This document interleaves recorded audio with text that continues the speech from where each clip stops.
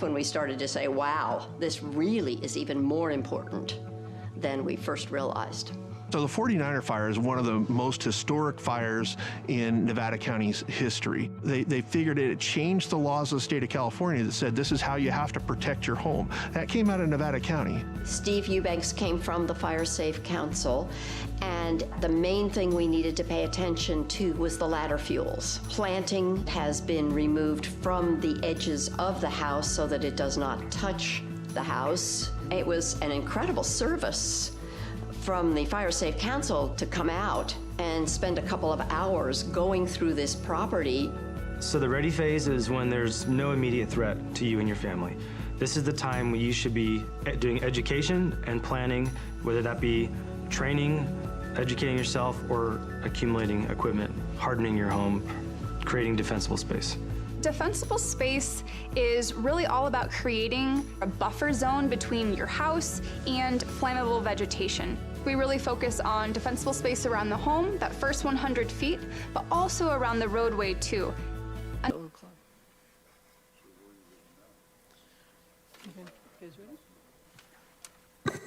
Hello, everyone. Ready to start? All right. We have everybody except for Commissioner Garst today, if you want to note that. Excellent. And Commissioner McAteer, if you want to lead us in the pledge to the flag. Happy to.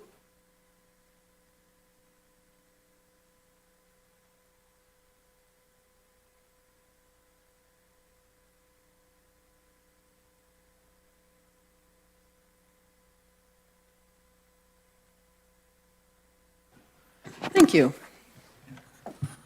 All right.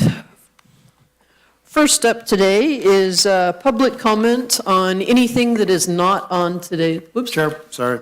Can we just do the official roll call? I know you noted Commissioner Garst was out, but if you'll let Jodina go through the roll call. I can do that. Thank you.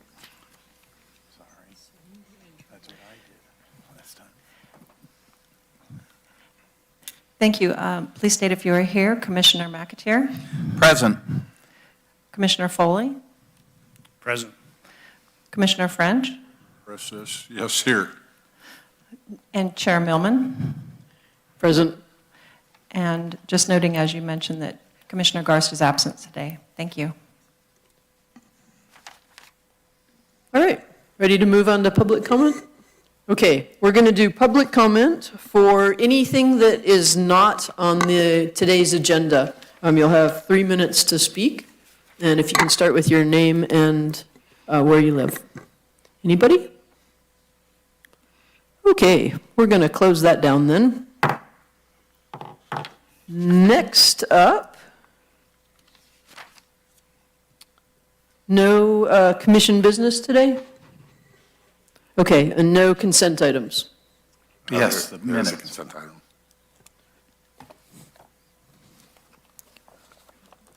Okay, for consent items, we have the minutes from the March 27th meeting. I'll move adoption of the minutes. I'll second. Is that it? We need a roll call now. Thank you. Sorry. How do you vote, Commissioner McAteer? Aye. Commissioner Foley? Aye. Commissioner French?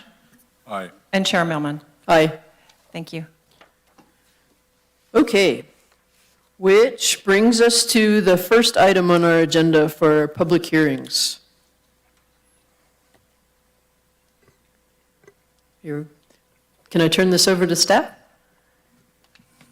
Thank you, Commissioner Millman. My name is David Nicholas. I'm an associate planner for Nevada County, and this project brought before you today is a proposed development agreement for the South Woodlands tentative final map.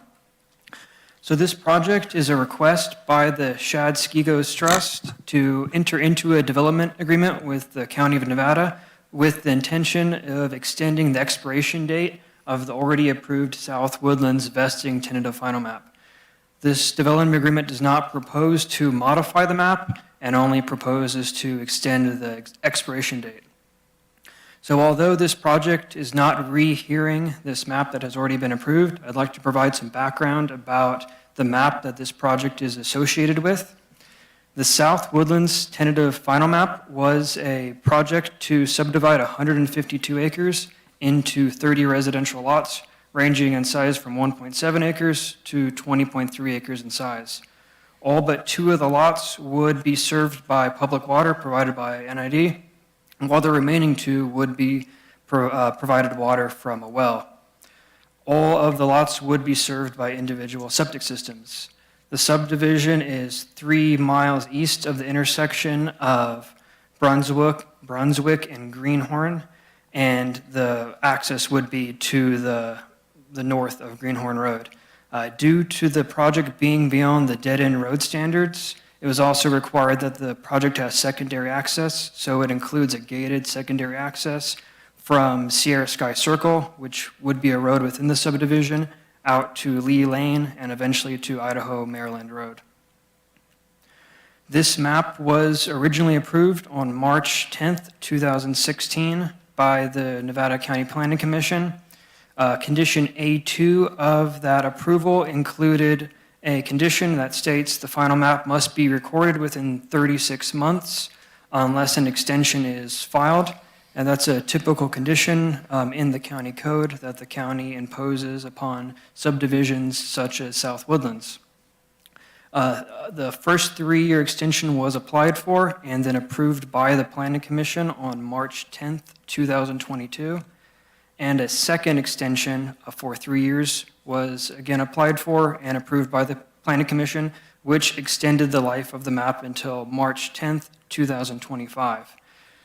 In addition to the 2 discretionary extensions discussed, the California Government Code also includes automatic extensions for projects such as this one, which increase the length of the expiration date for 18 months, which results in the current expiration date for this South Woodlands map being September 10th, 2026. So now that we've talked a bit about the background of this project associated with the development agreement, I'd like to provide some information about the development agreement itself. So these development agreements, the primary purpose is to ensure some clarification about the various aspects of a project. It helps understand the different phasing, the infrastructure, fees, and approval timelines. It creates some assurance and an environment of consistency for the developer to develop within. Typically, these development agreements are approved concurrently with a project, and then negotiation for the terms of the development agreement are done while the project is being processed. Typically, a development agreement incorporates some sort of public benefit in exchange for the assurance provided by that development agreement.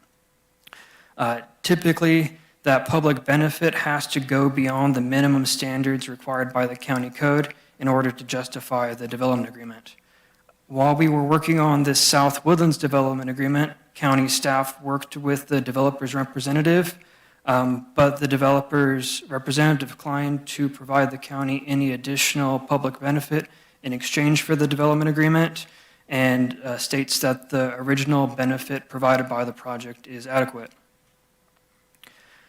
So the county has 5 other development agreements. On the screen is some discussion about 4 of them. And this is just to provide some background about the public benefit brought about by other development agreements. Boca Quarry, Ananda, and Harmony Ridge all had development agreements that were processed concurrently with the project approval. And Deer Creek Park 2 was the first project with a development agreement that was approved after the fact, as the South Woodlands development agreement is proposed. Boca Quarry included additional payment from the applicant, Tykert aggregates for each ton of aggregate sold. The Nanda Comprehensive Master Plan included things such as secondary and emergency access, additional easements to neighbors for fire engine access, a designation of open space for oak habitat mitigation, a recycling drop-off point, development of a garage to store a fire engine for North San Juan, the maintenance of a helicopter landing pad, maintenance of 30,000 gallons of water, and the use of their community village center as a Red Cross emergency and evacuation center. Harmony Ridge, another project approved concurrently with the development agreement, included the dedication of multiple trail easements and trail improvements, open space lots, and development of future secondary access routes. So Deer Creek Park 2, like I mentioned previously, did have a development agreement that was approved after the original project was approved, but Deer Creek Park 2 included payment of special mitigation fees to the City of Nevada City for Boulder Street impacts, gift deeding over 40 acres of watershed property to the City of Nevada City, a donation of 330 acres of timber management conservation easement to the Bear Yuba Land Trust, and additional donation of an endowment fund with the construction of public access trails. And so due to that public benefit of Deer Creek Park 2, that is how that after-the-fact development agreement was justified. So now that we've provided some background about development agreements in the county, I'd like to provide some information about why maps expire. When a subdivision is approved, it's vested with certain standards, and so that way the developer is able to have that consistency while they're planning for their development, and so the regulations don't change from under them while they're developing their subdivision.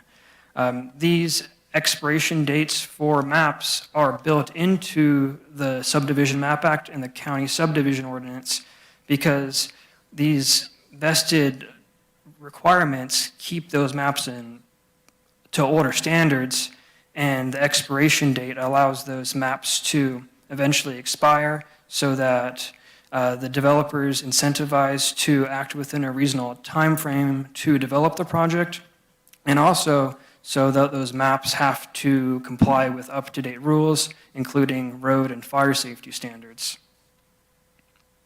So as we discussed, although the developer has not followed staff's recommendation to provide public benefit for entering into the development agreement, there's still merit to extending the life of this map. As we know, there's a housing shortage in Nevada County, and if we approved a map today in the same location, the sort of development from that map would likely be the same as the South Woodlands map because the zoning hasn't changed. Additionally, the standards the project is vested to are similar to the standards it would be held to today if it were approved today. The main difference is that the secondary access to Lee Lane is vested to an older standard that allows that emergency access road to be 4 feet narrower than the current standards. Additionally, the South Woodlands project underwent environmental review and public input during the Planning Commission hearings, which is substantially in alignment with environmental review and the Planning Commission process that's in place today. And additionally, the South Woodlands map includes development of an important emergency access connection between Greenhorn Road and Idaho Maryland Road. Since the release of the staff report, the Nevada County Planning Department received additional information from the applicant's representative, the Nevada County Consolidated Fire District, and neighbor. In the staff report, there's a mistake that mentions that the map is vested to 9-foot wide lanes when it is actually vested to 10-foot wide lanes. However, that emergency access road still does not meet the current requirements, and this does not change the analysis or staff recommendation for this project. We also received a second letter on April 17th, 2025 from the applicant's representative. That letter doesn't provide any additional information that wasn't analyzed, considered, and discussed in the staff report. On April 23rd, 2025, the Nevada County Consolidated Fire District provided a letter expressing a lack of support for the additional 19-year extension due to unknowns about how conditions or regulations may change within that period of the 19 years of potential extensions. And finally, on April 24th, 2025, a comment was provided by a neighbor expressing concerns about the map being vested to older standards and requested the developer be required to meet current standards. When the South Woodlands map was originally approved by the Planning Commission, it was associated with a initial study and mitigated negative declaration. That original environmental document fulfills the environmental review requirements of this current project pursuant to CEQA guidelines 15162 due to this development agreement not including any previously undisclosed significant environmental impacts or a substantial increase in severity of the previously disclosed impacts. So here's just a brief summary. In order to approve a development agreement, a finding must be made that entering into the development agreement is in the public interest. Historically, this has been achieved by providing public benefits beyond the minimum standards to approve the project initially. County staff recommended to the developer's representative that additional public benefits should be provided to justify entering into the development agreement. The developer's representative declined, but staff still recommends extending the life of the map due to the conditions of the map being substantially similar to a map that would be approved today. Because of that, staff recommend that the development agreement extend the life of the South Woodlands map for 36 months with up to 6 years of extensions, which would be the time period that would be consistent with what a map would have if it were approved today. Any greater extension, such as the applicant's proposed 10-year extension with a possibility of 3 3-year extensions, would potentially conflict with the reasoning for maps to expire in the first place under the Subdivision Map Act and the County Subdivision Ordinance, as previously discussed in the presentation. So therefore, staff's recommendations are as follows. The recommended environmental action is to recommend that the Board of Supervisors find the original mitigated negative declaration is adequate review for the proposed project. And the recommended project action is to recommend that the Board of Supervisors adopt an ordinance approving the development agreement to allow for an additional 3 years with 2 potential 3-year extensions of time. And that concludes my presentation. Thank you. Thank you. Does the project have a presentation or? We do. All right. Thank you, Madam Chair and Commissioners. My name is Andy Casano. Andy, I don't think your mic is on. On. Does that work? Just start pushing buttons. Good afternoon, Madam Chair and Commissioners. My name is Andy Casano.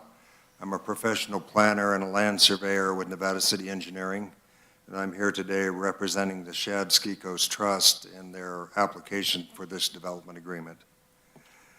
I was musing on the way over here that my first project presentation to the Nevada County Planning Commission was in 1979. It was 6B Ranch Estates, a project on McCourtney Road that I'm still pretty proud of. I'll tell you that I didn't rehearse today's presentation as much as I did that first one, but I'm going to try and do the job anyway. I wanted to just show you that I can remember 46 years back in case any of you are concerned about whether I still have all my marbles or not. First of all, I highly respect the county's planning staff. It's been great working with Tyler and David, and I respect their point of view. I'm not sure how they came to see this application the way they did, but that's what we've got here today. We always try to work out any disagreements between the applicant and the staff before we ever get here, but unfortunately we weren't able to do that today. So we're going to have to throw it up to you guys and let you make a recommendation to the Board of Supervisors. I guess, is this project worthy? It is. The reason it's worthy is so much time has gone in on it. I worked on it personally, so it had a good project planner. The planning department and all the other agencies that worked on this spent a lot of time on it, and if you had a chance to see the tentative map, it has a lot of extra work in there on access, proving how everything's going to work and making sure the intersection at Greenhorn Road could work. Then the Planning Commission, your predecessors, I don't think any of you were there in 2016, but your predecessors spent a lot of time with this. They heard public comment, they went through those staff recommendations and had all the questions, and they developed an approval that came out of the county with 68 conditions of approval, 32 of which are from the planning department, include all the mitigation measures from the CEQA review. So I tried to argue to the planning department that they should be proud of their work on this. It's a good approval. If you go through the 68 conditions, I don't think you're going to find anything in there that we missed. I think that the Planning Commission should be proud of this project and the time that was put in on it and the work that came around to approving it in the first place.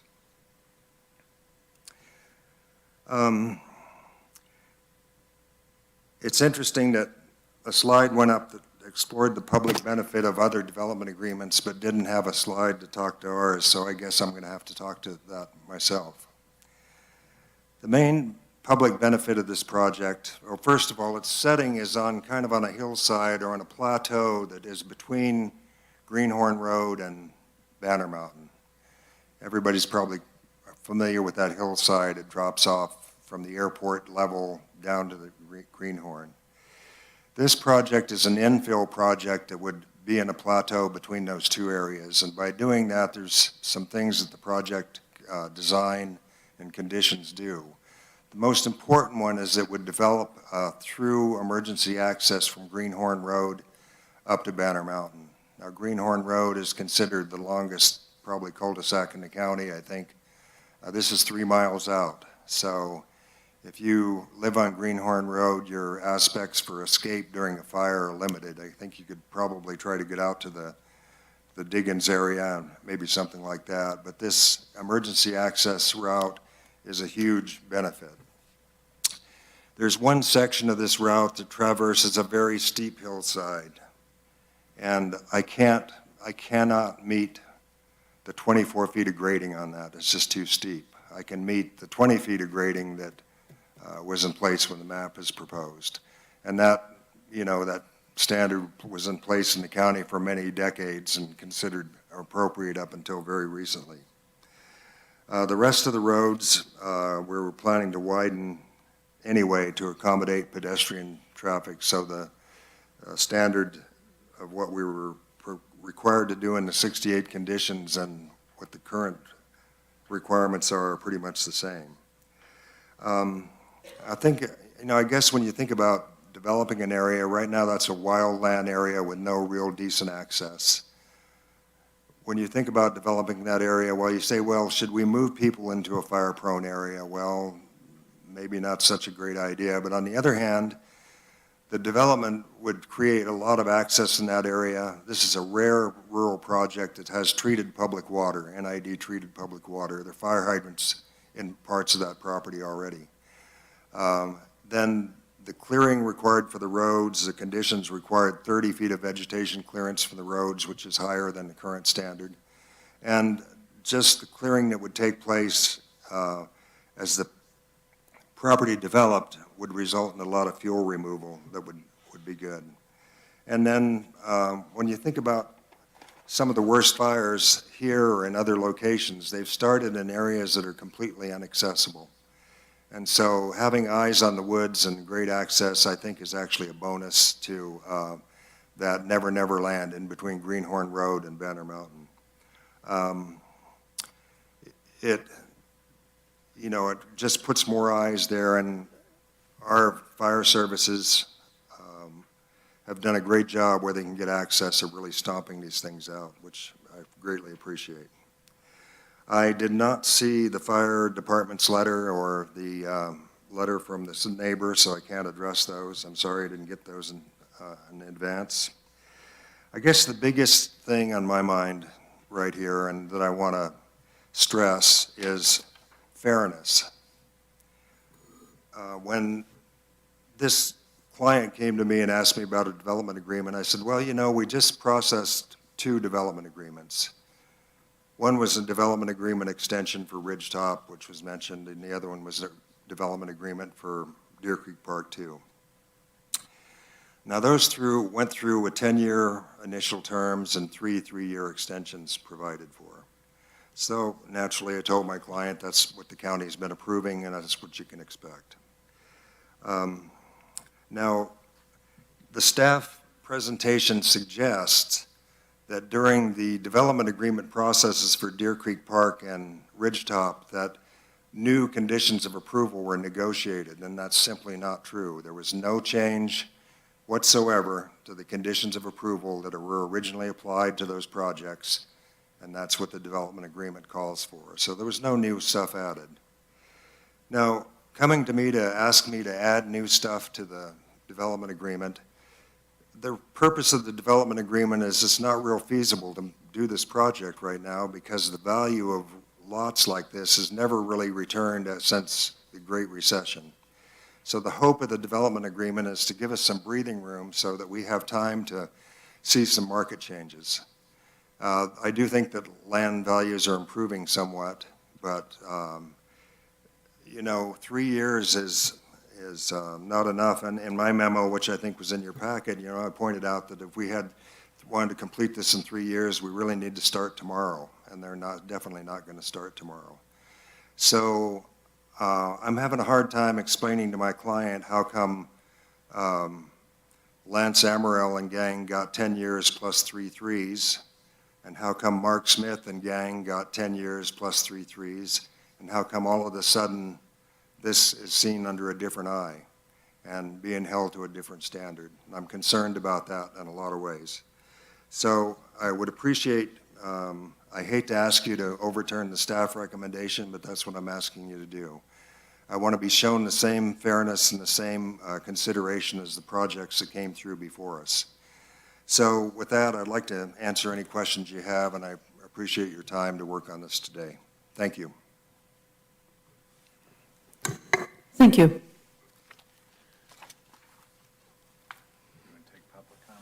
Yeah, I think let's take public comment now. Is there anybody in the room that would like to address this issue? I see nobody running to the stand. If you would like to address this, please approach the front speaker's podium there, and you'll have 3 minutes to do so. Okay.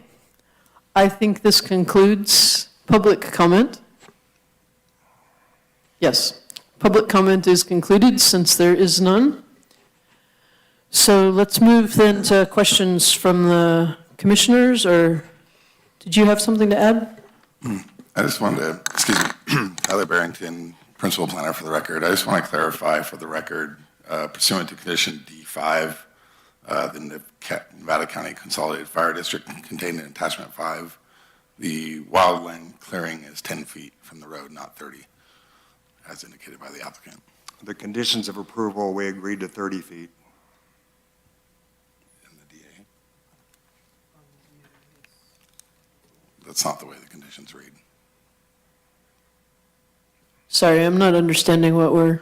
The applicant indicated that their defensible space clearance for the roadways was 30 feet, which is above and beyond the minimum standard, but the conditions of approval from the original approval of the map in condition D5 on page 52 of attachment 5 of your staff report state that the fuel modification area is 10 feet from the side of the road. So I just want to clarify that for the record. Thank you. And I think if you reviewed the minutes, you'd find out it was 30 feet agreed to.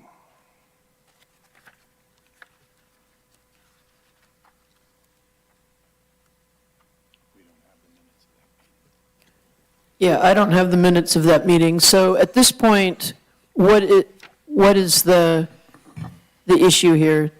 We're talking about 30 feet total, or we're talking about a 18-foot road with 10 feet on either side, which then is 38? So what I'm trying to clarify for the record, regardless of what was agreed to in the minutes, is the final conditions of approval for this map indicate that they're required to provide 10 feet of fuel modifications on both sides of the road, where the applicant indicated that they would be doing 30. And so this road is 9 foot for each lane plus 10 foot on either side? We're talking about the defensible space area on the sides of the roads. The roads themselves, what was approved were 10-foot wide roadway. The fire-safe road portion of it is 2 9-foot wide travel lanes with 1-foot shoulders. What I'm trying to clarify for the record is the applicant indicated that they agreed to 30 feet of defensible space on both sides of the road. And the conditions reflect that they're only required to provide 10 feet on both sides of the road. So I just want that to be clear in the record. Well, we'd be happy to add the 30-foot requirement in the development agreement if it's unclear. It's certainly our understanding. I have a question. All right, let's do commissioner questions. Would you like to start? I Commissioner would. McIntyre? So I'd like to begin with what Mr. Casano ends with, okay? I mean, that's what the crux of this is that Mr. Casano says, you know what, you've been doing X all of these years, and all of a sudden, we're now at Y. So can you explain to me why we're at Y and not at X? Sure. As the planner explained in his presentation, it was our impression that the Harmony Ridge subdivision that Mr. Casano references, as well as the Deer Creek Park 2, went above and beyond the requirements of just the conditions of approval. Several trails were donated as a part of the Harmony Ridge subdivision, and that development agreement was agreed to and negotiated as a part of the approval process for that subdivision. For Deer Creek Park 2, as David explained, they provided a large endowment of funds to the city of Nevada City Right, to pay but- for improvements to Boulder. So I understand all that. So my question then is, did those conditions, were they add-ons after after you approved them, after the Planning Commission approved them initially? Were these sort of add-ons to say, hey, give us some more time so we'll throw some more perks in there or not? So the Harmony Ridge one is kind of not the same as what we're dealing with, but the Deer Creek Park 2 one is the same. And those weren't add-ons, but they were recognized as you went above and beyond with the original map. And so therefore, we agree to go to that length. What is being requested is that the county enter into a contract with the developer to allow them to have an additional 19 years when they've had, I guess it'd be almost 9 at this point, and then plus the additional 18 months, so 10 years, consistent with the Subdivision Map Act to approve and meet their condition of approval and record their map. They're now requesting for an additional 19 years on top of that.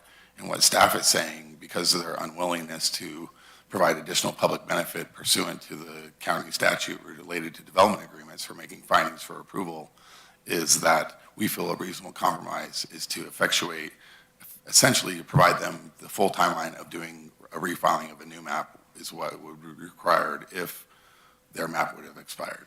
Okay, I'm still need a little more clarification. So Mr. Casano's project here at this point comes to an end, is coming to an end, and you're saying to Mr. Casano, gee, Mr. Casano, please add on a few, throw us some crackers and cheese so we can continue, we can recommend for a longer period. Is that what you're saying? Let me just make that clear. Yes? To a certain extent, Commissioner Okay. McAteer, Now- the findings of a development agreement requires that you make a finding that entering into this development agreement is in the public benefit. And so what staff is saying is, we see the benefit of this project, not only for Right. providing additional residences, but also for that regional emergency access road. So we are feeling comfortable with recommending, let's give the developer a full timeline of a final map, as they would if they would have refiled Right. when it expired, which is pretty reasonable, without adding any additional public benefit. With the Deer Creek Park 2 subdivision, the developer threw out their project in order to get their project approved. It provided additional public benefits. Well, as- that's correct. the crux of my question is, let's take Deer Creek Park, because that's Mr. Casano's agency also. In Deer Creek Park, since it was given extensions, was at the end of their timeline, did they give more?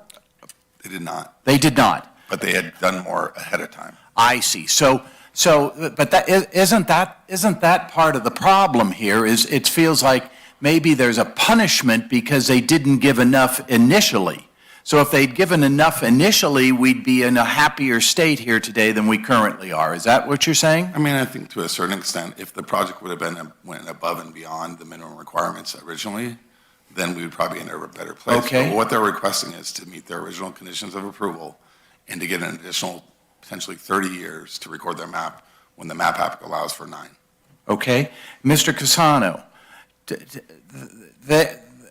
could you tell us what you believe are the things that are above and beyond that your client and you were providing that would be similar to some of these other projects? Are there public benefits that you would like to note to the commission here? Well, Commissioner McAteer, in my testimony, I talked about the public benefits that I saw that were inherent into the project. Now, the other development agreements I handled, they weren't things that the developer said, I want to do these as a part of the development agreement. These were things that were hammered out in the public process, you know.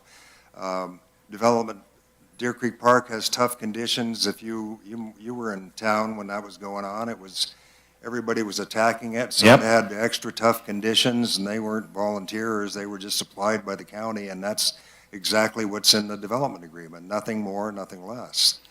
And the same with Harmony Ridge Estates.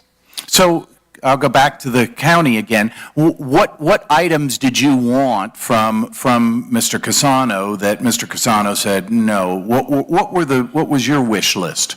Some of our wish lists, if you will, our recommendations were, would he consider going to the current standard for the fire safe road? Would they consider, as a recommendation of the Consolidated Fire District, providing fire hydrants or additional water storage? Would they consider providing affordable housing as part of their proposal? Would they consider dedicating some lands for a conservation easement similar to Deer Creek Park 2? Things like that. Okay.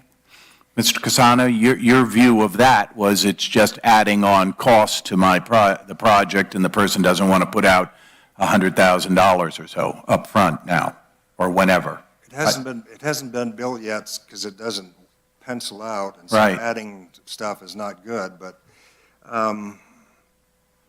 you know, I think we could agree to the current fire road standards, except on the steep slope section where it can't really feasibly be built, and if I was applying for the project today, I'd apply for a petition for exceptions on that. And Andy, since I've known you a long time, how far is it until that Banner Mountain connection occurs? How much of plowing is there to get to that? Because I know from the Banner Mountain community and Cascade Shores community that Greenhorn is the goal to be able to get out of town when a fire is coming from the northwest. And so my question is, how much grading has to occur to be able to connect Banner Mountain to Greenhorn? Let's see, the graphic on the wall would give you an idea. The very southern part where it says see detail, that's where a connection to Greenhorn Road would occur. And then the first part of the road is not constructed at all at this point in time. The part that goes through lots, can't quite read those two first lots, to the point where it says an A in the road. Yeah, 2021, yeah. That's all no construction. So there's no grading there that's occurred at this point? Right. From there on out, there's one-lane roads that go all the way out to Banner Mountain. To Banner. So there's a part that would need to be constructed, brand-new construction.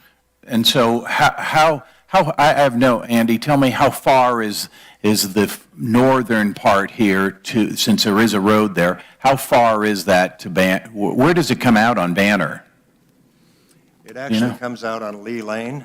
On which lane? Lee Lane. Lee Lane, okay. Which is kind of near the Wawona Madrona. Oh, sure. And, yeah. Let's see if I can get some distance. So, I think the greatest public benefit that could occur, Andy, is some type of grading to make that connection.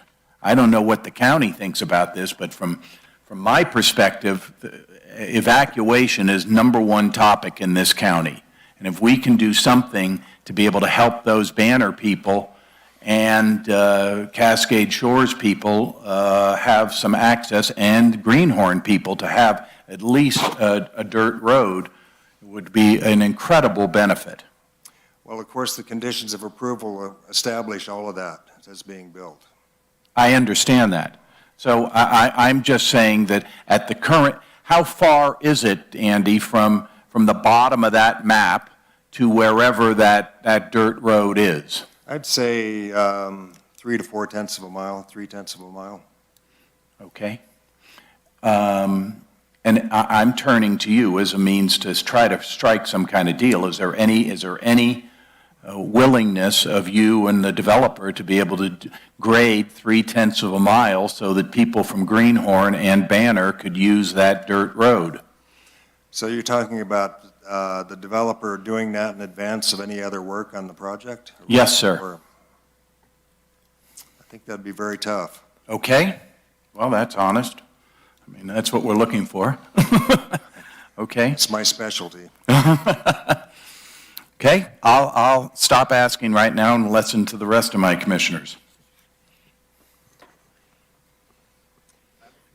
Okay, let's go for some other questions. I'm sorry, I don't even know your last name yet. Irish. Carry on, Commissioner.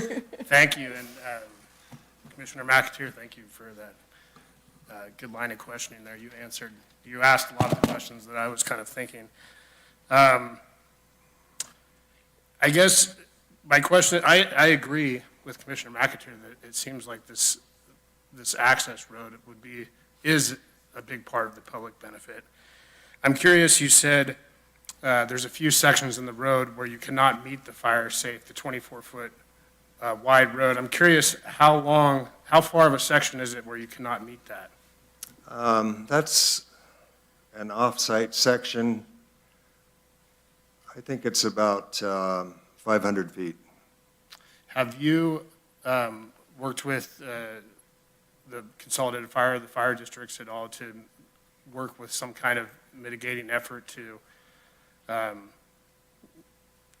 work with some kind of exemption for that 500 feet? Is that a possibility? Well, we haven't worked with, I didn't know they were concerned about it before today, but we worked that out, in the original project. And right now on the side of that hill, there's a roadbed that's probably 14 or 15 feet wide. And in that roadbed, there's an NID water main and fire hydrants along the way that have been already installed, which would be a public benefit. And so the trouble is, I don't know how familiar you are with grading, but have to be some probably downhill retaining walls to make the grade the same so the pipe stays buried appropriately. And, we can demonstrate that to anybody, the fire department or county staff or anybody that wants to go out and take a look at it with me. So it's kind of like, can't meet the new standard, but we could definitely improve what's there now. Okay.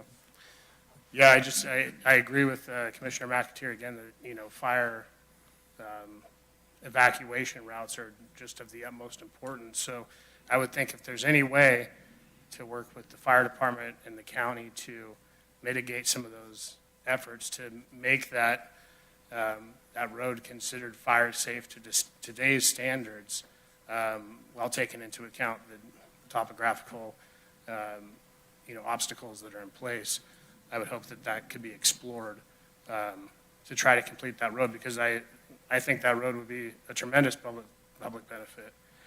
I'm also curious, have any of the conditions of approval been attempted to be met during this preliminary 9-10 year period that the project has, that this tenant parcel map has been submitted? No, nothing has been started on it. Okay.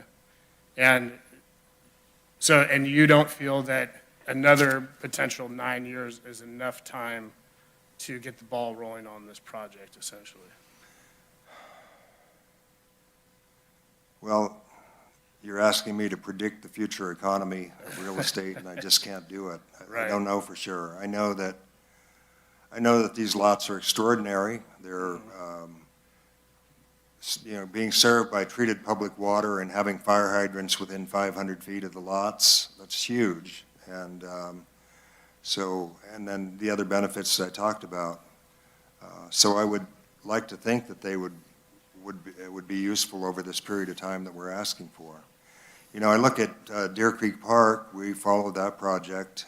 They're just now, I think they have a buyer for the first 7 lots that have been built, and there's 50-something lots out there that there's been no action on already, and I'm wondering if we're going to be back here asking for one of the 3-year extensions to be added on to the 10-year extension, trying to salvage what's been done. You know, the entitlement process and the ability to get a map approved in California has really become an extraordinary effort. You know, there's probably years of work in this and $200,000 in county and public and all kinds of fees. And so it's a huge asset to this property to be able to have the option to go ahead with the project, and it's very difficult to see it expire or to think of having to start over from square one.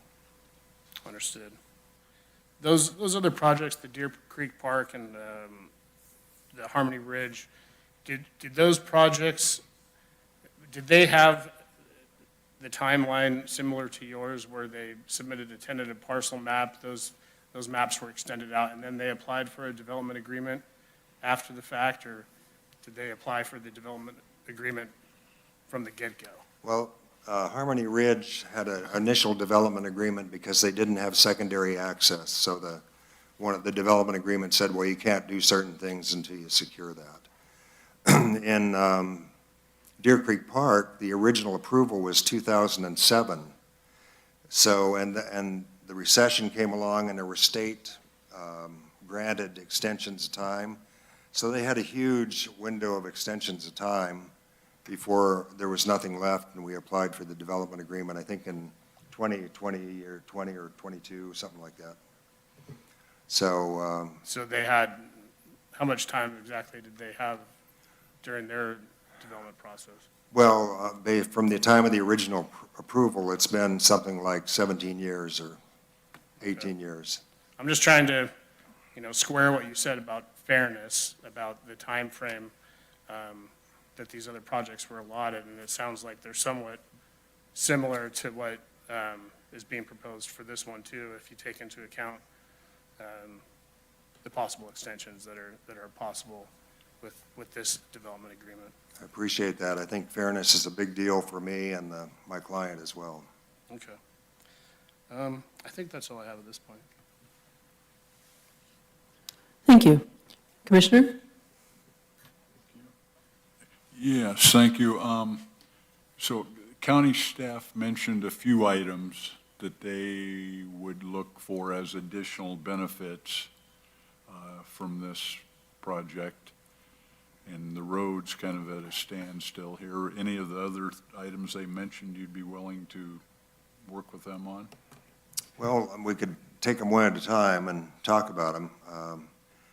The road standard, I'm saying here today that for the internal roads, notwithstanding the steep section there, we could agree to the current road standard. It's 2 feet wider. Let's see, another part was conservation easement. I'm not sure that, I'm a kind of a Bear Yuba Land Trust veteran, and I'm not sure that I see anything in there that has too much value as a conservation easement, but it's never been discussed with the land trust. Possibly something in those larger lots, but in general, the land trust looks for larger parcels to get conservation easements on. I do know your knowledge base in that, since we were both on the original land trust together, Andy, on that board. We were indeed. Let's see, can you help me, Tyler, with some of the other items that affordable housing. Well, affordable housing, building new affordable housing is not possible. I think you all would understand that, and I don't have to explain how that works. The modest size houses in Grass Valley that are being built are in the 550,000, and that's not affordable for anybody that came from here. It might be affordable for an equity immigrant from the Bay Area, which is mostly what drives prices around here. You know, we talked a little bit about, well, maybe all of the houses could be required to have an ADU or a junior ADU. I think we could probably agree to a junior ADU. The county's made a lot of progress in setting forth standards for accessory dwelling units and junior accessory dwelling units, and most recently, tiny houses on wheels. So notwithstanding the project, there's quite a few options for property owners to try to develop some accessory housing. But to try to say, well, we'll build brand new houses that are affordable to moderate income, it's not possible. It's just not possible. All the affordable housing that's been built in our area has been done through a government subsidy program, Cashin's Field being one of the most recent ones that is really been a super benefit to workforce housing. But you know, those units were built at prevailing wage. It cost a fortune to build that place, and the rents aren't covering the cost of it. Government subsidy. So you mentioned junior ADU, which from my understanding is attached to some of the original housing. Yes. Is that something the county would be interested in? I think our recommendation was if they'd be willing to give a percentage of units to de-restrict those to either moderate or above moderate or even middle income, which is considered 125 or 180 of the area median income. So yes, a junior ADU may be something that would fit that need. Okay. So I'm just trying to work, this is what I do for a living, try and put deals together. So he said they kind of are willing to do some sort of modification for junior ADUs and to increase the road standard. Is that something that would help their project? Correct. Yeah. And I just want the commission to know that we're not here recommending denial of their development agreement. We're here recommending that we give them additional time. And we do see the benefit of the fire emergency access road, certainly. Okay, and then the last thing, regarding the fire access road, we mentioned doing it in advance. Is that something that could be added on as a necessary condition at time of construction to be done? It's certainly within the purview of the Planning Commission to recommend that. And we did have some discussions about, but we didn't have them with the applicant about whether we could require, say, a certain time frame for that road to go in order to get a longer time frame. But there wasn't a discussion we had because we kind of hit a wall, if you would. Okay. So back to you. So we've got fire road extension, junior ADU, and increasing the road standard. If your applicant was willing to do those things, perhaps you could Yeah, I think back to the junior ADUs, I think it probably would make the most sense just to require a junior ADU for all units. If you the trouble with providing for a percentage is who keeps track of that, who decides which ones they are, and it's a headache to keep track of. So, you know, requiring a junior ADU or an ADU with each lot probably is something we could work with. Okay. The building in advance, I'm having a hard time understanding exactly how I could stage that. Well, I believe he just said it wouldn't be required to be done in advance. Generally, the map would have to meet all the conditions of approval, and so because it's beyond the dead-end road limit, they would have to construct that road in order to record the map themselves. But what we were suggesting as a potential option would be to require the developer to construct that road in advance prior to meeting all their conditions in order to achieve the timeline that they're requesting. And there could be some sort of agreed upon timeframe for the developer of whether it's 5 years or 7 years to give them the 19 years total to do all the other conditions. So they wouldn't be able to sell lots, but they potentially could put that road in. I don't think I can do that one. Can't figure out how to make that work. You wouldn't want to do that unless you knew you were going to do the whole project, and if you're going to do the whole project, then it would just come out as a part of the project. So, you know, going out with a bulldozer and grading in a road of some kind, I don't know. I've never done that before, so I'm inclined to be concerned about it. Okay. I think that's it for me. Thank you. Thank you. If this were coming to us new today, what would the timeline be? It would be 3 years with 2 3-year extensions of time. Which is what you're recommending? Correct. Essentially, we are recommending that we essentially issue a brand-new approval for this applicant without any new conditions of approval, without meeting the current standards, to allow them to continue to meet their conditions of approval, versus the 19 years that they're requesting on top of the 10 years they've already had. Mm-hmm.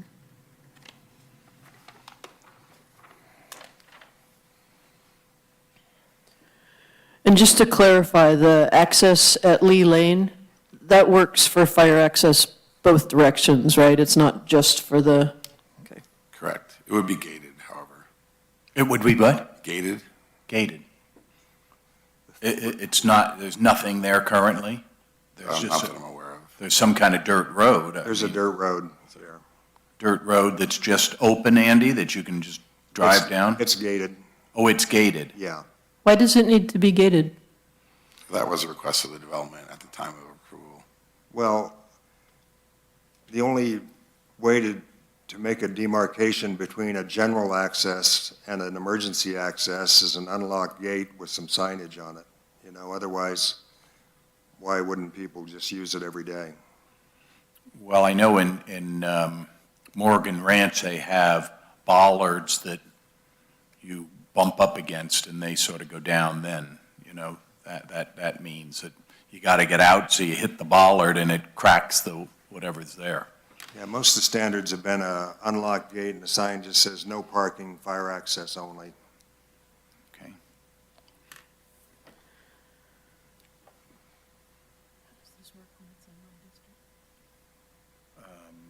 Well, I've got another question, sorry, hang on. Okay, we have a couple more questions. Let's, So I'm going to go back to me again, if you don't mind.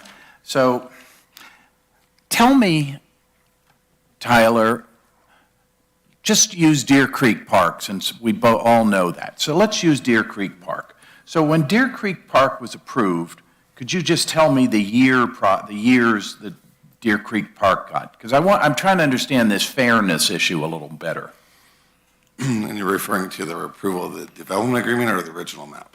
Original map. Okay. I don't know all the specifics of that, I didn't work on it, but I believe it was approved in 2007. Yeah. It was probably originally approved for either 2 or 3 years. Right. With 2-year extensions of time. That may have changed. There was a whole bevy of automatic extensions of time from the state due to the downturn in the economy at that time. Yeah. So they took advantage of those. And then after they got towards the end of that, they came to the county and requested the development agreement. And through the processing of that development agreement, which gave them the time that Mr. Casano was indicating, the 10 years with the 3 extensions of time, staff looked at that project and determined that there was additional public benefit at the time of the approval, including a payment of fees to the city of Nevada City for Boulder Street intersection. Excuse me, I'm out of a voice. The 330 acres of wildland preserve area, and then I believe it was an endowment of land that David has up on the screen here. So those are some of the things that are above and beyond what was originally required of a map. And for some background, that map was originally proposed at 200 units, and then through the approval process got down to about 50.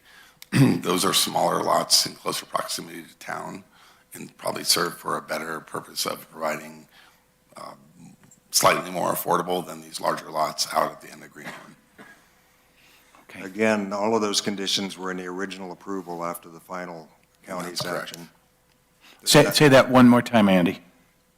All of those? All of the public benefits that Were- Tyler has stated that Deer Creek Park, Yeah, they were all conditions of approval from the original project. initially, Initially. in 2007.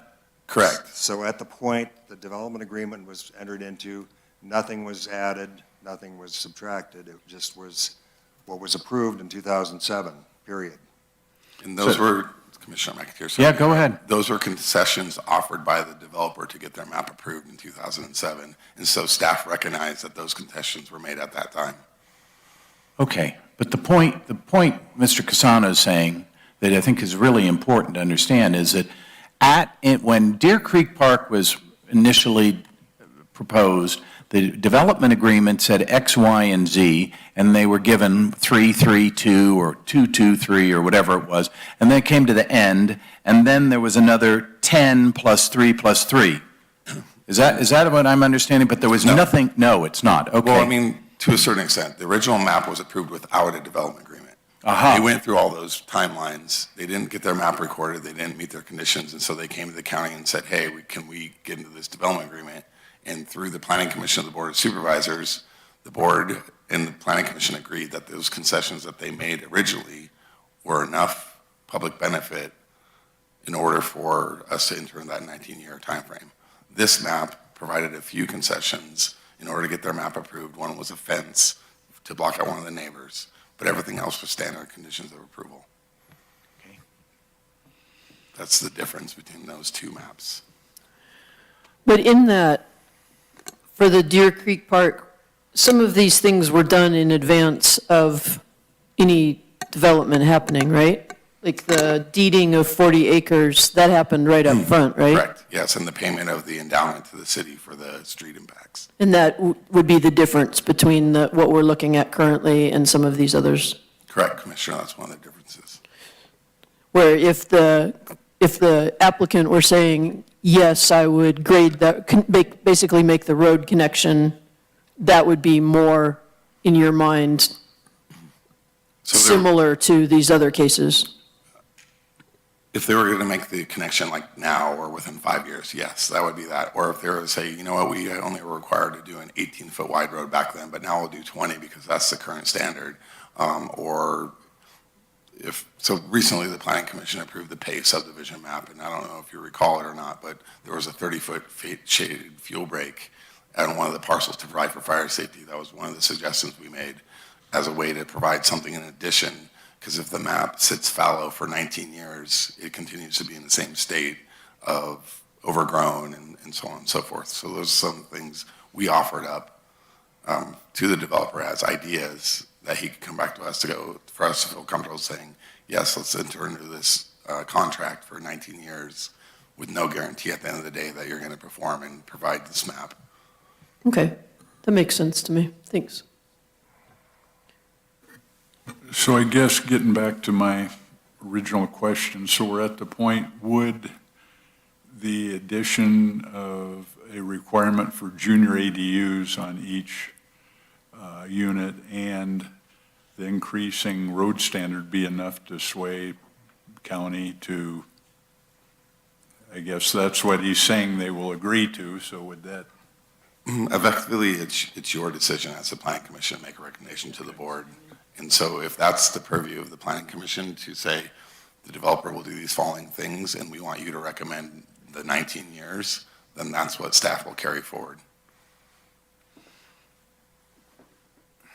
So let's talk about this, since I know this is your project. This is my project. I'm willing to make a motion to go with, if this came today.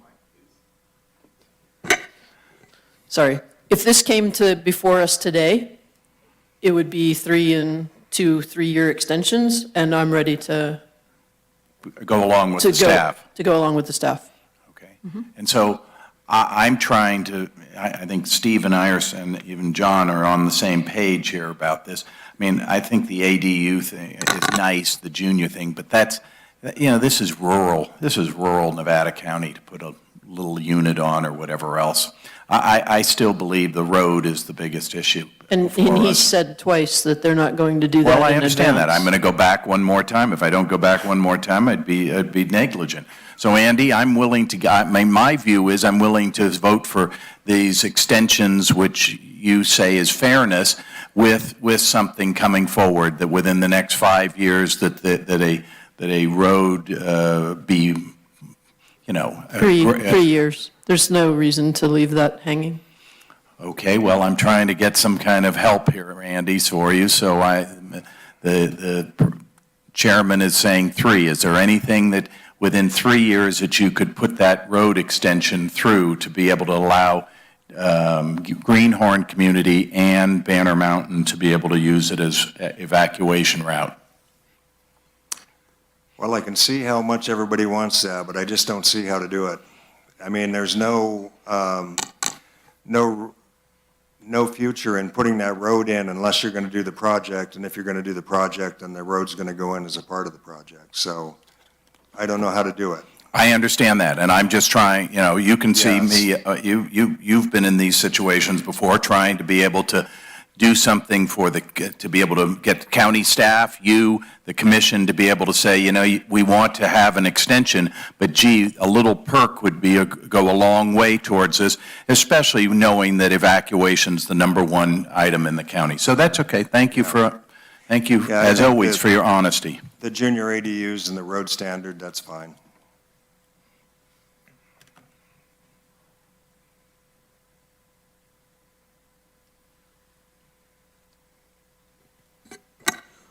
All right. Can we get the recommendation up on the screen, please?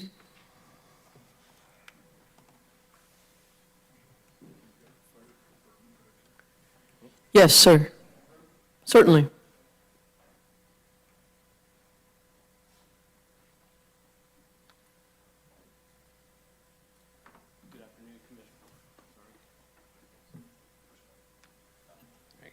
Good afternoon, Commissioners. Thank you for hearing me.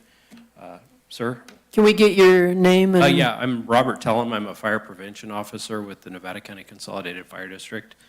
I just felt that I should come up and give the position of the fire department and the reason behind that we were not able to support the plan as requested by the applicant. I'm sorry I didn't get a chance to discuss this with you. I'm very new to this project, and it looks like it was started back when we had another fire marshal, and I'm new to the project. But there was a couple of reasons that we were not in support of it, and it had kind of little to do with some of the things that have been discussed today. It was more for the time frame. Does the applicant have the ability to petition the commission again in the future before the next thing for other extensions? Yes. Yes? Okay. So the reason that the time was an issue for us was because the building codes and fire codes change every 3 years. So especially as of late, or as of recently, we've been learning a lot in the fire service, and we've had a lot of changes, not just in the building codes, but in state laws, in county ordinances 2477, which we've been talking about with the 10-foot of clearance. But the building materials that are involved, parcel sizes, a lot of that has changed. The 5-foot clearance with the defensible space, all that stuff changes very often. So with adding ADUs and things like that, there's also concerns about the available water that we have. We do have water lines, I believe, that do go out there close to the parcel, but within 20 years, who knows what the development could look like out there and the available water that we have. So let's see. So a lot of the fires that we've been having with those factors in thought is with the fires that we've been having that have been spreading house to house. So this could change the landscape of how we do subdivisions in the future, things like that. The roads, that's generally a county standard as far as the grades go and when you were required to have a all-weather surface, things like that, road width. Either that or the state also has a lot of input on that with state laws. So that's why we didn't support it. I would support it as recommended by the staff just because they have that every 3 years to look at it. And I'm probably going to retire in about 5 years, so that could potentially put it out with somebody else that might have more experience and knowledge than I do. So thank you for your time. Thank you. Well, Well, so I think, let's start with the recommendations. I think starting with this first one, we can at least get this one out of the way. So would you like to make that motion? Sure. So I'll move that under item number 1, we recommend to the Board of Supervisors that we find the original mitigated neg deck is adequate review for the proposed project, and therefore further environmental review is not required pursuant to Section 15162 of the California Environmental Quality Act guidelines, making finding A. Can I get a second? I'll second. Can you take roll, please? Yes, thank you. How do you vote, Commissioner French? Aye. Commissioner Foley? Aye. Commissioner McAteer? Aye. And Chair Millman? Aye. Thank you. Do you want to hand the chair over to me for the time being so you can make a motion? Sure. Okay, so say that. Okay, I'm going to hand the chair over to Commissioner McIntyre. Okay, so do we have a motion on item 2 here of the recommendations? And we'll turn to the commissioner that it's within her district.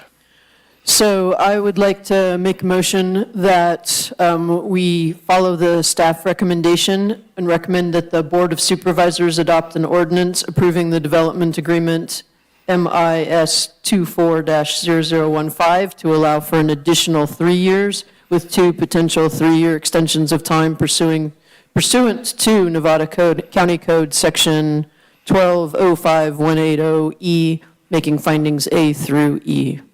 And do we need to add anything to that in order to incorporate the one edit or some? Are you making any changes to the staff's recommendation in terms of any modifications to the development agreement? Did not hear any. No. Yep, then no.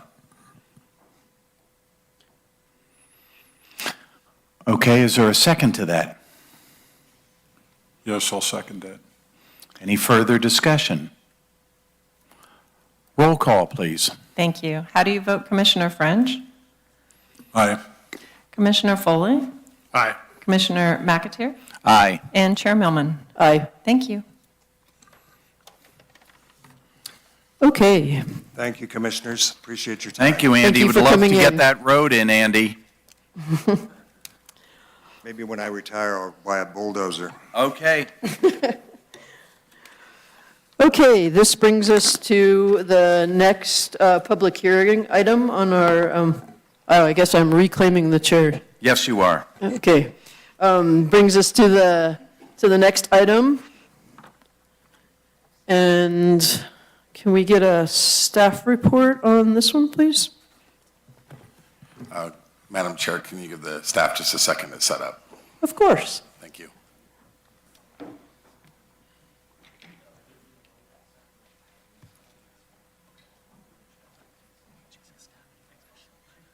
What you're about to say, all the things you're about to say.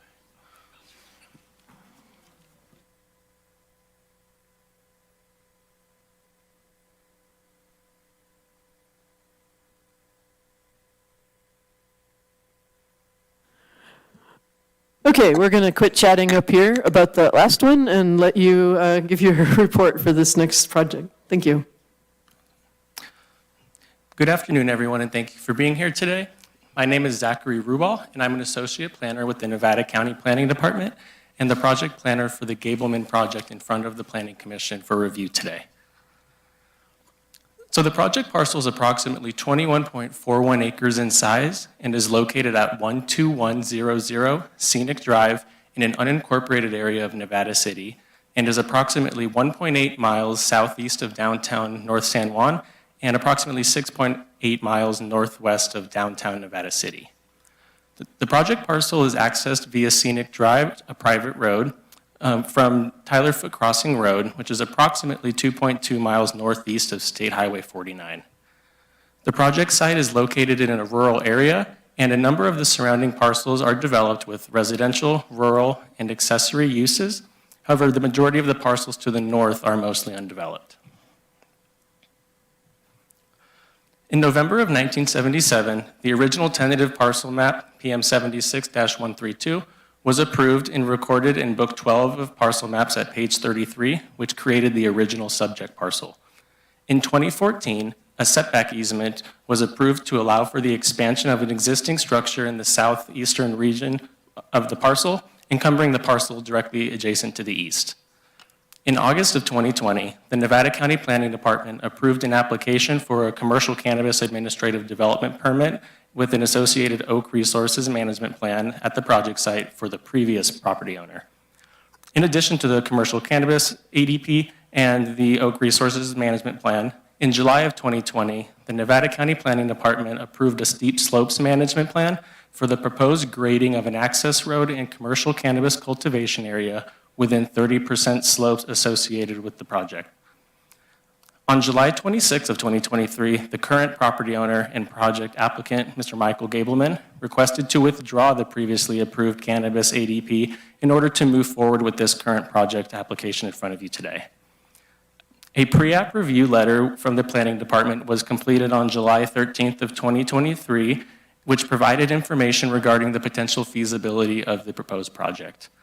Within the pre-application review letter, the Planning Department indicated that there are concerns that a general plan amendment, a rezone, and tentative parcel map may be non-compatible with the surrounding zoning and the character of the area, and that the Nevada County Planning Department would be unlikely to support the general plan amendment, rezone, and tentative parcel map without compelling evidence to support the findings that are required to be made for approval.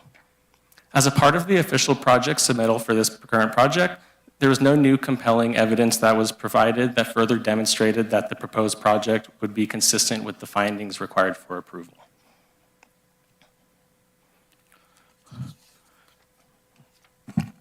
The project is an application for a general plan amendment and a zoning district map amendment, or rezone, tentative parcel map, management plans for both Oak Resources and watercourses, and a petition for exceptions to driveway standards. The general plan amendment proposes to change the land use designation for the project parcel from rural with a minimum parcel size of 20 acres, or rural 20, to rural with a minimum parcel size of 10 acres, or rural 10, and includes a corresponding rezone to amend the zoning designation from general agricultural with a minimum parcel size of 20 acres, or Ag 20, to general agricultural with a minimum parcel size of 10 acres, or Ag 10. Pending approval of the proposed general plan amendment and rezone, the tentative parcel map proposes to subdivide the approximate 21.41 acre parcel into two parcels of approximately 11.36 acres and 10.05 acres in size. The proposed watercourse management plan has been developed for seeking approval to develop within the 50-foot non-disturbance buffer to the center line of the existing drainages being crossed by the access road as a part of the proposed project. The proposed Oak Resources Management Plan has been developed for the proposed total area of landmark oak grove canopy to be potentially removed by the upgrades to the existing and for the new proposed access roads. Additionally, the project proposes a petition for exception to fire-safe driveway standards for the proposed grading will cut into areas that are currently in excess of 16%. While the proposed design and driveway layout for the project would avoid areas in excess of 30% slope in all areas possible, the proposed driveway will need to increase to a maximum of 20% slope in order to minimize site disturbance, large cut and fill areas, and to minimize the impact to oak trees. A steep slopes management plan was previously approved in July of 2020 for the grading of an access road constructed on slopes in excess of 30% slope. And the Planning Department recognizes this steep slopes management plan and the mitigation associated with the approved steep slopes management plan as well. So the project parcel is currently zoned Ag 20 and has a rural 20 general plan designation. And currently on the parcel, there's an existing single-family residence, a garage, a detached residential accessory structure, 2 private wells, on-site septic, and PG&E for electricity. The project parcel or farmland is designated as grazing land and is located in an area best characterized as blue oak foothill pine woodland.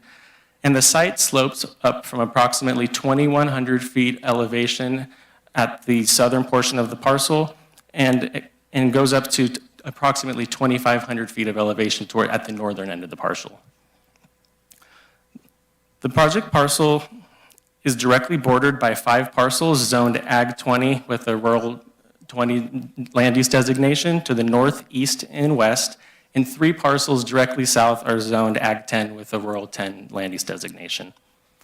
8 of the parcels directly surrounding the project parcel has been developed with residential, rural, and accessory structures.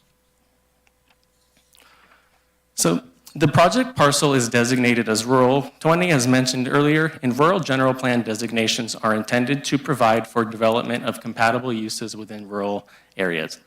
The proposed amendment is not consistent with the goals, objectives, policies, and implementation measures of the general plan because the proposed change to the general plan designation would create an inconsistency with the general surrounding parcels and has the potential to set a precedent for the surrounding parcels to the east, west, and north to modify their general plan designations as well, which has the potential to significantly alter the existing character of the neighborhood and increase the overall density in the area if those surrounding parcels were to apply to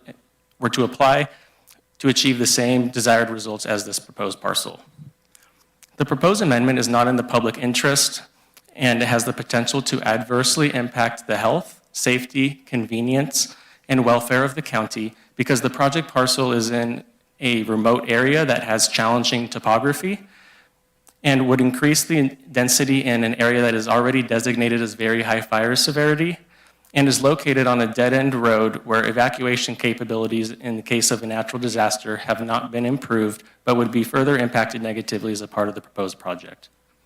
The project site is not physically suitable for the requested general plan designation and anticipated land use developments, and the factors considered to evaluate this suitability included access, compatibility with nearby land uses, and presence and absence of resources and constraints found within the Nevada County Resource Standards. The natural setting would be adversely impacted by the proposed amendment due to the additional density that it would allow for, which would then open up potential development in areas designated as environmentally sensitive areas, which would all be avoided if the proposed amendment were to be denied. Due to the fact that this proposed project would have a very minor impact on the ability to provide additional property taxes, sales taxes, and other discretionary revenues due to only one additional parcel being proposed that could allow for one additional residence, there would be no real positive impact from an economic standpoint, and numerous environmentally sensitive areas would be impacted to receive such a minor increase of potential tax revenue.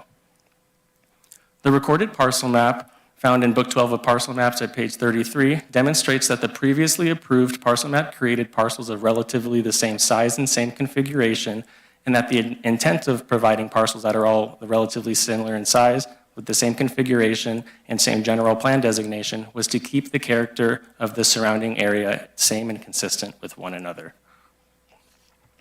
Throughout the past few decades, the Nevada County General Plan has been updated a handful of times, and each time an update was completed, the general plan designation of the general project area, including the project parcel, was not modified due to the conclusion that the existing general plan designation of Rural 20 was accurate and the correct designation for the overall area due to the remoteness of the area, the difficult topography, and presence of environmentally sensitive resources.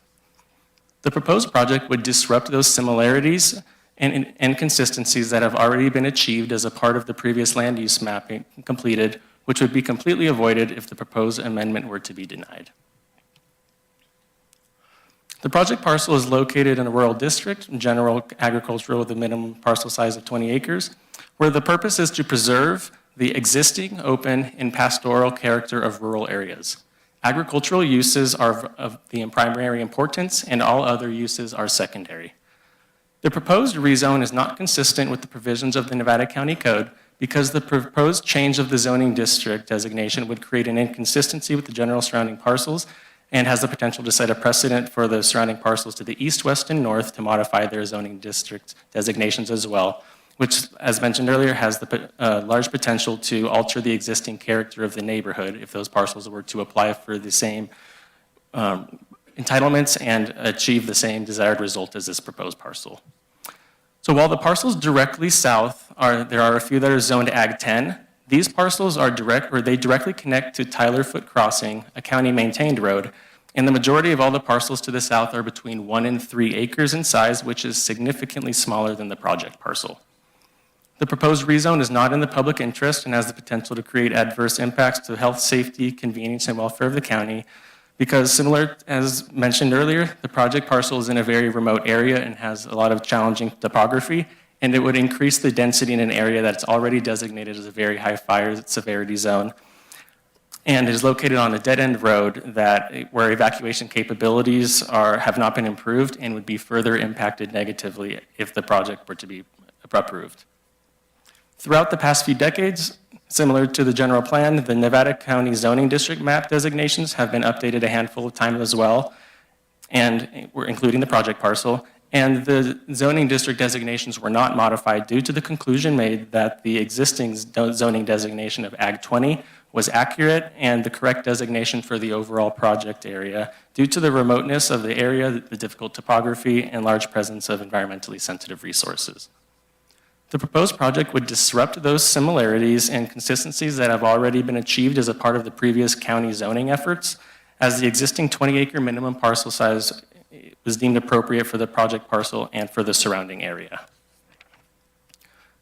Due to the numerous exceptions and variations to the current standards identified in the Nevada County Code that would need to be made to make the project compliant with the Nevada County Code standards, the proposed project has the potential to create further adverse impacts that would not be present with denial of the project. The tentative parcel map proposes to subdivide the approximately 21.41 acre parcel into 2 separate parcels of approximately 11.38 acres and 10.05 acres. And due to the minimum parcel size for both the current general land designation and zoning district designation, requiring a minimum parcel size of 20 acres, the 21.41 acre project would not be eligible for subdivision.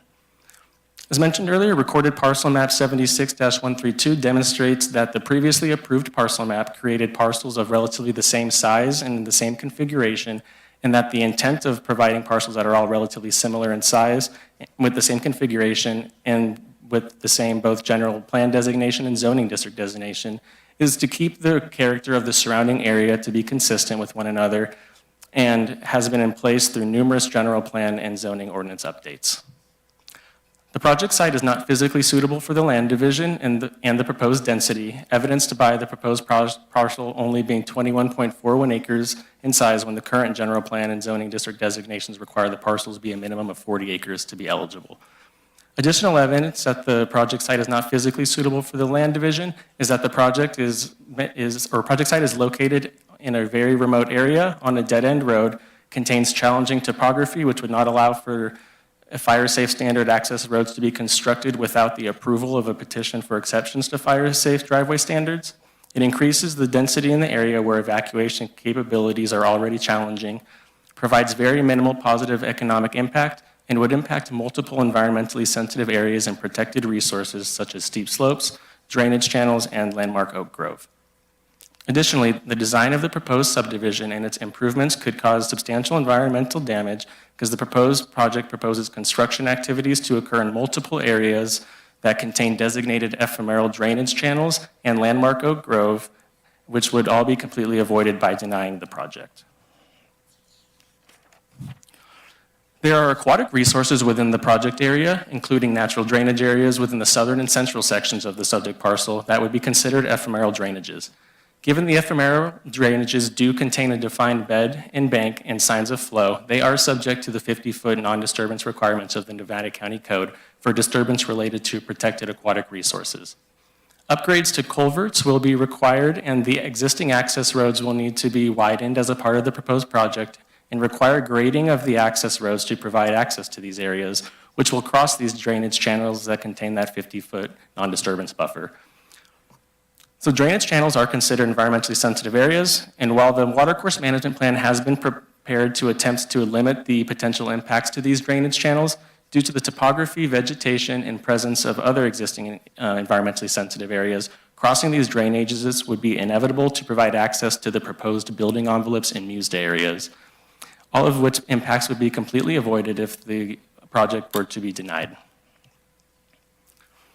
The project area is located, as mentioned earlier, in an area best characterized as blue oak, foothill, or pine woodland within a greater area dominated by mid-elevation montane coniferous woodland plant communities.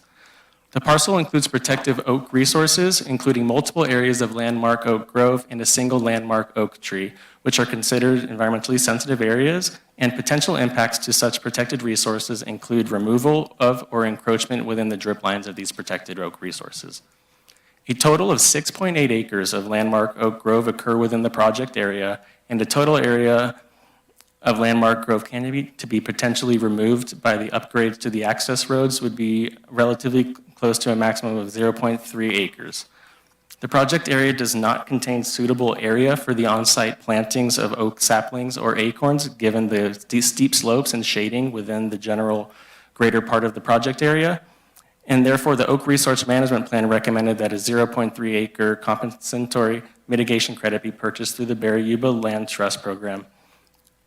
Additionally, while all proposed building envelopes and MUSDA areas ensure that the development areas associated with each of the newly created parcels will be located outside of these environmentally sensitive areas, the proposed grading activities required for the access roads would cut directly through multiple of areas of designated landmark oak grove, which, as mentioned earlier, would be completely avoided if the proposed project were to be denied. The proposed project proposes a petition for exceptions to fire-safe standard driveways, or fire-safe driveway standards, for driveway slopes exceeding 16% for the proposed improvements for the access roads due to the topography of the project site being steep in nature with slopes ranging from up to 50%. Pursuant to the resource standards of the Nevada County Code, steep slopes are considered to be environmentally sensitive areas as well, and therefore require the approval and implementation of a steep slopes management plan in order to perform any grading or construction activities within that ESA. A steep slopes management plan was previously approved in June of 2020 for the grading of an access road and the cultivation area for a previously approved cannabis project that has now been withdrawn within areas where the slopes exceeded 30%. And this steep slopes management plan provided best management practices and mitigation for construction activities within slopes of in excess of 30%, which the Nevada County Planning Department has recognized as a part of this application.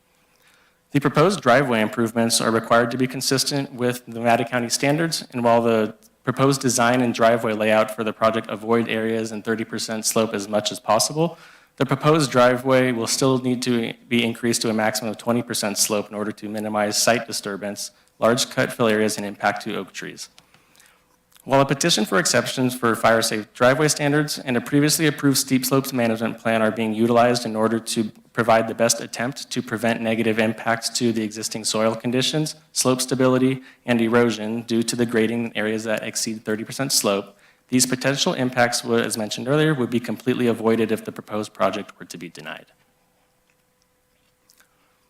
So the Planning Department prepared an initial study and a proposed mitigated negative declaration for the proposed project and was available for public review for a period of 31 days from March 21st of 2025 through April 21st of 2025.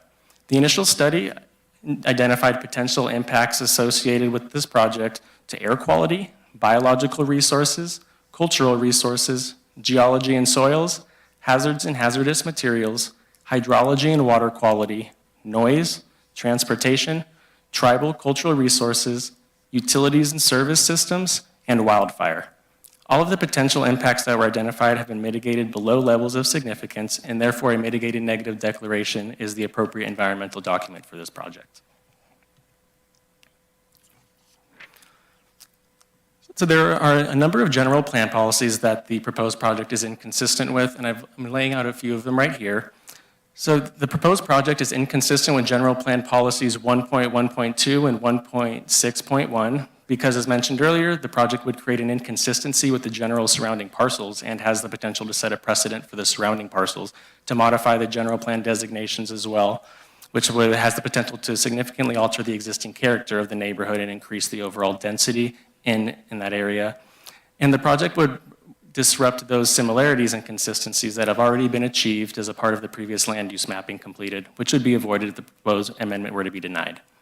Additionally, General Plan Policies EP 10.1.4 and SF 10.6.3, because the project parcel is located in a remote area and is accessed off of a dead-end road that has very limited evacuation capabilities, and therefore the amendment would increase the density without providing any benefit to evacuation routes and capabilities in the case of a natural disaster. Additionally, the grade of the project site alone requires a petition for exceptions to fire-safe driveway standards, as the parcel's topography ranges up to 50% in some areas. And as a part of the project, a good majority of all the area would be over 16% grade, and that would be required to be paved due to this area receiving very harsh weather conditions that would prohibit emergency vehicle access to the proposed building envelopes. And lastly, general plan policy 13.9 would be inconsistent with, because the natural setting would be adversely affected and impacted by the proposed amendment due to the additional density it would allow for, which would then open up the potential for development in areas designated as environmentally sensitive areas, all which could be avoided. Therefore, the planning staff recommends that the Planning Commission take the following actions 1 through 7 as shown on the screen, subject to the findings shown in the staff report. Thank you. That's the end of my presentation. If you have any questions, please feel free to let me know. Does the applicant have a presentation? Yes, we do have a presentation. I'll give staff a moment to pull it up. Hello, Commission. My name is Theodore Goodman with Millennium Planning and Engineering. I am the representative of the applicant today. The applicant's son is with me today as well to answer any questions after our presentation, if they may arise. I'd first like to open by thanking the Commission for the opportunity to present today and thanking staff.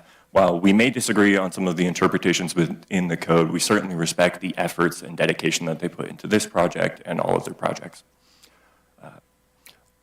We find that the proposed, still there? There we go. We find that the proposed general plan amendment and rezone from 20 acres to 10 acres aligns with the Board of Supervisors' stated objectives, the Nevada County General Plan's goals, zoning regulations, and the community's needs. The proposal is consistent with the policies that promote balanced development, housing opportunities, and addresses the need for housing in our area, while also improving the existing roadway, increasing fire safety, and upholding the county's commitment to addressing the challenges of today without compromising the rural quality of an area like this. Staff is recommending approval of the ISMND based on extensive 2-year review of the CEQA process that determined that there are no significant impacts associated with this project that can't be mitigated for. We are respectfully requesting that the Commission provide favorable recommendation for this rezone general plan amendment and 2-lot parcel split. Next slide, please. This, as staff already described very well, the project location. This is a quick aerial from 2016 that shows the project site with the red boundary, Scenic Drive, Tyler Foot Crossing, and Shady Creek Drive, just for some situational context. Next slide, please. I would like to speak to the general plan policies that were presented to you just a few moments ago and our interpretation around our consistencies with said policies. Starting with policy 1.1.2, which you can see on the screen has language saying that rural regions consistent with the open rural lifestyle, pastoral character, and natural setting is the goal of this policy. While the rural general plan designations are all followed by a number, between 5 and I think 160 is the maximum, I believe it's important to note what that core determination is of the base designation, which is rural. Rural areas are characterized within the general plan as providing for uses that are compatible with rural lifestyles, such as small-scale agricultural operations, low or management of natural resources, and of course low-density residential. The change in density that we're discussing today is to transition from 20 to 10, which still falls within that threshold of the general plan of 5 to 160. We feel that it very much aligns with still maintaining the character of an area being low residential without inhibiting or restricting both the project area and the neighboring parcels from being able to be afforded the same benefits and privileges that come with rural living. The following policy of 1.6.1 to establish land uses which protect, enhance, and complement existing communities and neighborhoods Specifically speaking about land uses as the context for this general plan policy, the base designation remains as rural.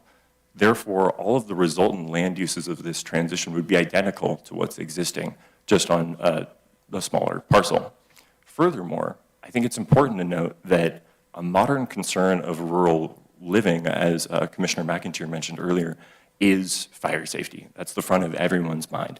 And I think that projects of this nature are the opportunity for someone to provide improvements to road safety and do fuel management that enhances the safety of a rural area at a neighborhood level. Moving on to EP 10.1.4, to provide for adequate evacuation routes in areas of high fire hazard. This project, we believe, increases fire safety in this region by doing improvements to the evacuation routes of the existing neighborhood, which is Scenic Drive. Scenic Drive as it exists is 14 feet wide, approximately, and the improvements would bring the portion of Scenic Drive that's about, I think it's over 900 feet connecting Scenic Drive from this parcel to Tylerfoot Road, would bring it up to a 24-foot wide road standard, allowing for an increased quality for both evacuation and emergency response for the 8 parcels that currently use Scenic Drive. That would otherwise not happen if the project didn't get approved. Moving down to the next policy that I have on the screen there, SF 10.6.3, land use patterns and development standards shall minimize hazards resulting from wildfire, and that policy goes on to mention other natural disasters as well.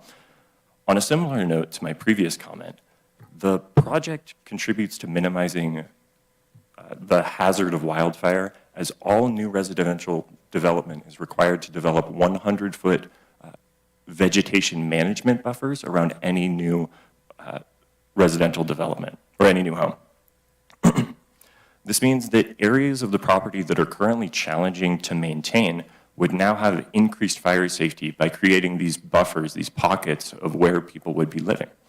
Simply put, with a reduction in parcel size like this, it's easier for one person to maintain 10 acres than it is for one person to maintain 20, especially in a site like this.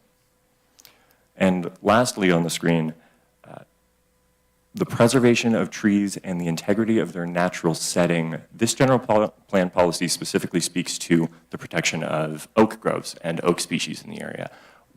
As we worked through the process of the Environmental Quality Act, we retained a registered professional biologist who very thoroughly inspected the site and the proposed building envelopes included on the map, and found that we do not provide any significant impacts to the protected oak resources on this site, as supported by staff's recommendation for approving the environmental document. Next slide, please. Thank you. Zooming out a little bit to set aside all the particulars of individual general plan policies, I wanted to talk about the current objectives expressed by the Board of Supervisors, beginning with housing. So we believe that projects like these are aligned with the intent of the general plan, and that the general plan policies should be used as guidelines to achieve the current needs of the county and its residents. And the two objectives that are within the Board of Supervisors' currently listed objectives are housing and emergency preparedness that I'd like to talk about today. The county objective for housing is clearly stated that it's to coordinate with local jurisdictions and developers to create housing. In the letter from the chair that was written by Supervisor Hall this year, she stated that we're in a full-blown housing crisis. Recently, the county has taken some really proactive and creative initiatives towards finding other housing solutions, including the adoption of Title 25, which encourages rural residential development by reducing building standards, the development of the ADU guidelines and guidebook to encourage people to develop small, individual additional dwelling units that provide a new style of housing option. And more recently, just earlier this week, the Board of Supervisors greenlit the development of the alternative housing work plan, once again with that intent to create a volume and variety of different housing options in our county. We believe that all three of these and more initiatives by the county are consistent with the idea of developing housing at a per unit basis, recognizing that the contributions we can make to the housing crisis that we have are solved at a cumulative level in rural regions like ours. It's much easier to have a lot of people do a little, for example, someone building an ADU, than it is to sponsor large development projects that create tons of workforce housing and change large swaths of land.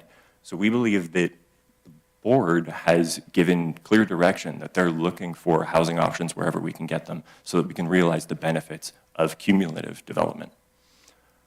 Next, on emergency preparedness, the board objective states that partnering closely with residents in emergency preparedness, defensible space, and fire-safe land stewardship is a goal that they have. Being in a rural community, this is always front of mind, as I'm sure it's no surprise to everyone in this room. Throughout Nevada County, there are significant portions of residential properties that are accessed via dirt and gravel roads that likely do not meet the county's current fire-safe road standards. With many of these roads being private, it's really challenging to ensure that the quality of these roads is going to be sufficient in the event that there is an emergency. So Scenic Drive, as I mentioned before, is the primary access for a number of parcels in this area, and its existing width is approximately 14 feet wide. The approval of this project would lead to the widening of Scenic Drive to be 24 feet wide, which would provide for a really efficient emergency egress in the event of a wildfire, and the ability for heavy equipment to respond, dozers, fire engines, whatever it needs to get out there quickly. And there has been, I've heard firsthand accounts from residents who have lived in that area that there was a fire out there in the last couple of years that had everyone very concerned.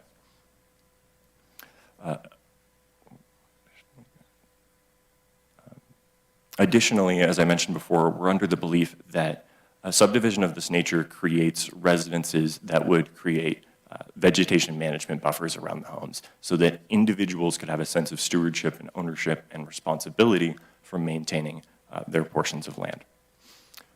So to quickly summarize the benefits that we believe this project provides to the county is firstly achieving that housing goal. To put it frankly, we got to get housing where we can. The county currently has ambitious housing goals of creating 1,300 new housing units by 2031. And with the challenges that we have living in a rural mountainous region, a lot of properties are not sufficiently developable to meet those goals. And it's hard to find ones that really check all the boxes, especially from a private development standpoint. And this is one of those parcels that checks the boxes on meeting, well, as staff had mentioned, has its steepness. We can design and mitigate accordingly to generate some cumulative level of housing. Additionally, increases fire safety and improves the emergency access to this area. I think that it's something that is a really great benefit to the members of that neighborhood specifically, and being able to see improvements at a neighborhood level, I think goes a long way for people. Additionally, this development and these improvements would be at no cost to the county. This is something that's privately funded and constructed and follows the timelines that would be consistent with the conditions of approval. And finally, we do believe that this is consistent with the rural character while still addressing the modern needs of our county. That concludes my presentation. The applicant's son is here today to speak and answer any questions. I think he has something prepared. And there are a couple of neighbors in the room as well that I think would like to speak at public comment. Thank you for your time. Thank you. Did the applicant want to speak?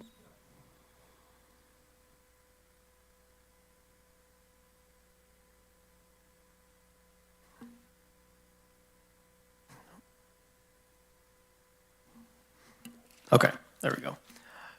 Good afternoon, commissioners. My name is James Gableman. I'm the son of property owner and applicant Michael Gableman, and I'm here basically just to read a personal statement from him and express regret he couldn't be here in person today.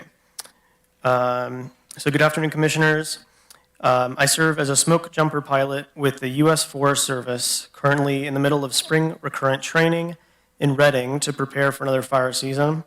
I deeply regret that I am not able to attend today. My wife has been fighting bone marrow cancer for the last 14 years and undergoes regular treatment and appointments in Southern California. She took a turn for the worse last January, and we almost lost her again. But as she keeps fighting, she pulled up and out of that valley and is now responding well to a new trial. Oddly enough, I was also diagnosed with leukemia and lymphoma last year, which put me out of work for a while as a pilot. But thankfully, I'm also doing much better now and recently received my FAA medical back and recently got back to work with the Forest Service. So there is hope. And why do I share this with you? My wife and I deeply love the North San Juan Ridge area and plan to retire here. Subdividing this property would enable my family to retain 10 acres for our retirement home while selling the other 10 acres to manage medical debt. We understand the staff's recommendation for denial is based on general plan rural policies. However, we believe this rezone aligns with the general plan goals, including promoting limited low-density development that supports housing needs while protecting rural landscapes. The proposed Ag 10 zoning maintains large lot sizes, ensuring low density and consistency with the general plan's emphasis on rural preservation. This zone offers tangible benefits, including housing, infrastructure improvements, and fire safety, without compromising the rural nature of the neighborhood. All these benefits come at no cost to the county or to the taxpayers, no significant risk to the environment, and no risk to the rural nature of the surrounding neighborhood. 10 acres of paradise is plenty for our family and will be easier to manage and maintain. 10 acres for one family still protects the serenity of the sacred area, preserving peace, quiet, and privacy. Ag 10 is an established rural land use designation in the county and is applied to similar rural areas, including the adjacent property right next door to us. And I've spoken with two of my next door neighbors, and they are both in favor of the lot split. So we respectfully urge the Planning Commission to recommend approval of this rezone to the Board of Supervisors. It aligns with the county's general plan goals, supports state and local housing policies, enhances fire safety, and preserves the rural character of the North San Juan Ridge. Thank you for your time and consideration, and I'm happy to answer any questions that I can. Thanks. Thank you. At this time, let's go ahead and open up public comment. If you'd like to comment, go ahead and approach. Well done. Go ahead and state your name and where you live, and you'll have 3 minutes for your comments. Good afternoon, Commissioners, and thanks for the opportunity to speak here. My name is Dr. James Haney, and I'm a resident here in Nevada City. And I want to compliment the Planning and Building Department of Nevada County in that I think we performed the very first ADU in Nevada City. My son also has purchased property in Grass Valley. He is now undergoing a junior ADU, so we're savvy in that area of how that all works out for providing affordable housing. My daughter just survived the Eaton fire in Southern California, and my other son, who's a volunteer fire department person up in Camptonville, came down. We fought the fire for 3 days in that neighborhood.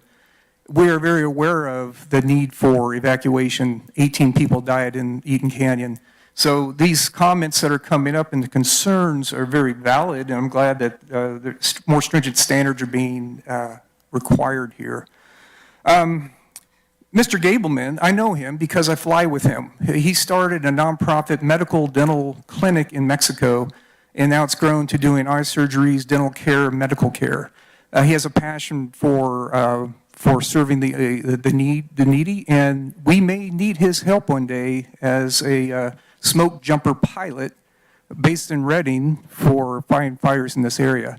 I want you just to speak to his character. He should not weigh into your decision, but his character is of highest value. He's not a developer. He's a civil engineer by education and a pilot by passion. He has a wonderful family, as expressed here by his son, and everything's been covered already, I think, on both sides. I think that the staff has been a little aggressive. We all know North San Juan. North San Juan can use some upgrades. And if you looked at the satellite image, by the way, Mr. Gableman did not apply for the marijuana grow. He's actually purchased the property and took away that application for the marijuana grow. And if you want to talk about marijuana and its usefulness in society, ask me on the sidebar. I'll tell you my opinion on it. Anyhow, I see that this project will only improve the situation in this particular area of North San Juan.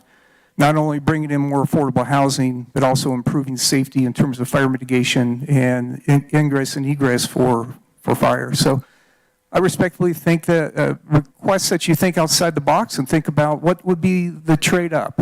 That's what we're all thinking about in Altadena. What's the trade-up now? We have a clean slate. How are we going to make this new community? And how this project that they bring before you, the proposed project, can improve that particular area. Thank you. Thank you.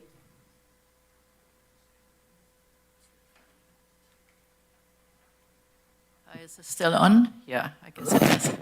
My name is Beate Mohr, and I'm the next door neighbor to Mike. And I've lived on the property for probably about 20 years, and I've owned also 3 other properties in Nevada County. And the place was empty for quite some time, which made, of course, people move in. And there was even a fire a couple of years ago. And as a property owner and being right next to it, I would just so love to have more people there, especially people who are conscientious and, improve the land. And I myself, now in my 80s, I know I can't take care of 20 acres all by myself. And it would be lovely if I could at least have the option, so I might not go for it at this point in my life because to divide something. And I think I was actually one of the people in the 1970s who wanted to have the 40-acre limit even, because I wanted to have that land with less people and more rural.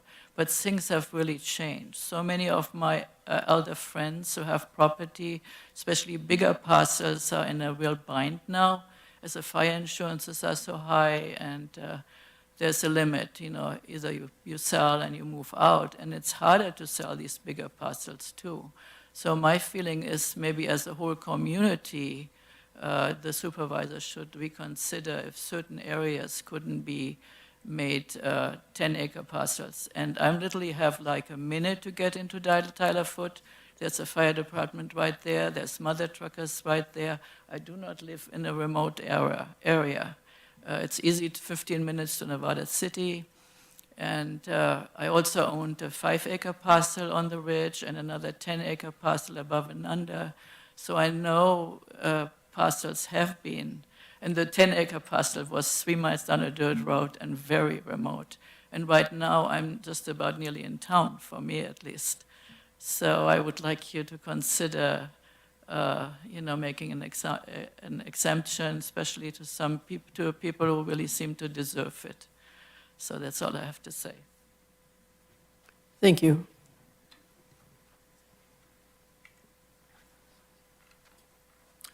Hello, everyone. Sean Berardi. I am the neighbor to the south. My land borders Mr. Gableman's parcel. And as some of the information the county guy was saying, the parcels to the south do not actually touch Tyler Foot Road at all. And I'm in support of letting this guy have his split his 10 acres, his 20 into 2 10s, because like Mr. Goodman has said, Scenic Drive is only like 1-2 blocks long. And making that road better is definitely more better for the whole neighborhood, the public at large, fire access and all that. Most of all the parcels from Scenic Drive west towards Highway 49 are 5 acres or less. There are some 20, 40, hundreds, but there are many actually parcels that are like 2, 5, and that, we're on the edge of that, where Mr. Gabriel would like to split, and that would be 10 acres is still very large. And I think it's considered, what you're saying is kind of a blanket statement about oak trees, and you don't have to make the road all the way to the top. They could have 2 houses right at the bottom, I'm sure of that. And there's already a road there, which was the marijuana guy's road. And it's all back now, but it's still there. People can walk there. And I would urge you to consider letting this Mr. Gableman, like he stated, he's a good person, conscientious. I spoke with him on the phone, and I liked his attitude and his approach. And I don't know how much money he's going to make by splitting it, and I was kind of asking that, but at the same time, I would encourage you to consider his application and give him a yes. Thank you. Thank you. Any other comments? Okay, that will end the public comment on this item. Let's turn to commissioner questions. Commissioner McIntyre? I only have one. Brian, can you explain to us the process when you are in this, you're proposing a denial? I've never asked that question as to how does that, do you all get together and all the planners get together in a room and sort of discuss it? How does this happen? Or does Tyler, or I don't know. So I'm turning it over to you to tell me how's the process occur that you come forward as the planning department's recommendations? Commissioner McIntyre, exactly the same way we come forward with a recommendation for approval. We review an application. We work with the applicant to explain what needs to be done to be compliant with our rules and regulations, the zoning, the rezone. We try to provide guidance in order to get a project to meet the codes and policies to bring it forward for approval. In a situation where there is an inconsistency and a project is not found to be in compliance with the zoning, then staff makes a recommendation. There is not a separate process. There's not another group of people that are involved. This is similar to all planning department decisions. It's analyzed by staff, and a recommendation is made by staff. So I got that. I want to know, is this solely Zach's view, or do you all get in a room and sort of say, here's, Zach makes a presentation to all of you? I'm just trying to understand who we is, so if you could explain that to me. We is the planning department as a whole. So every decision that comes out of the planning department is made by the planning department as a whole. Okay. So Zach, this isn't Zach's recommendation. You've seen it and approved it, and Tyler's been involved in it and all. Correct. We're all aware of the recommendations, yes. Okay, great. Thank you very much. That's my...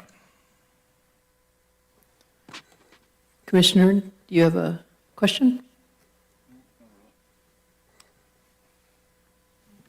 I have a question, Zachary.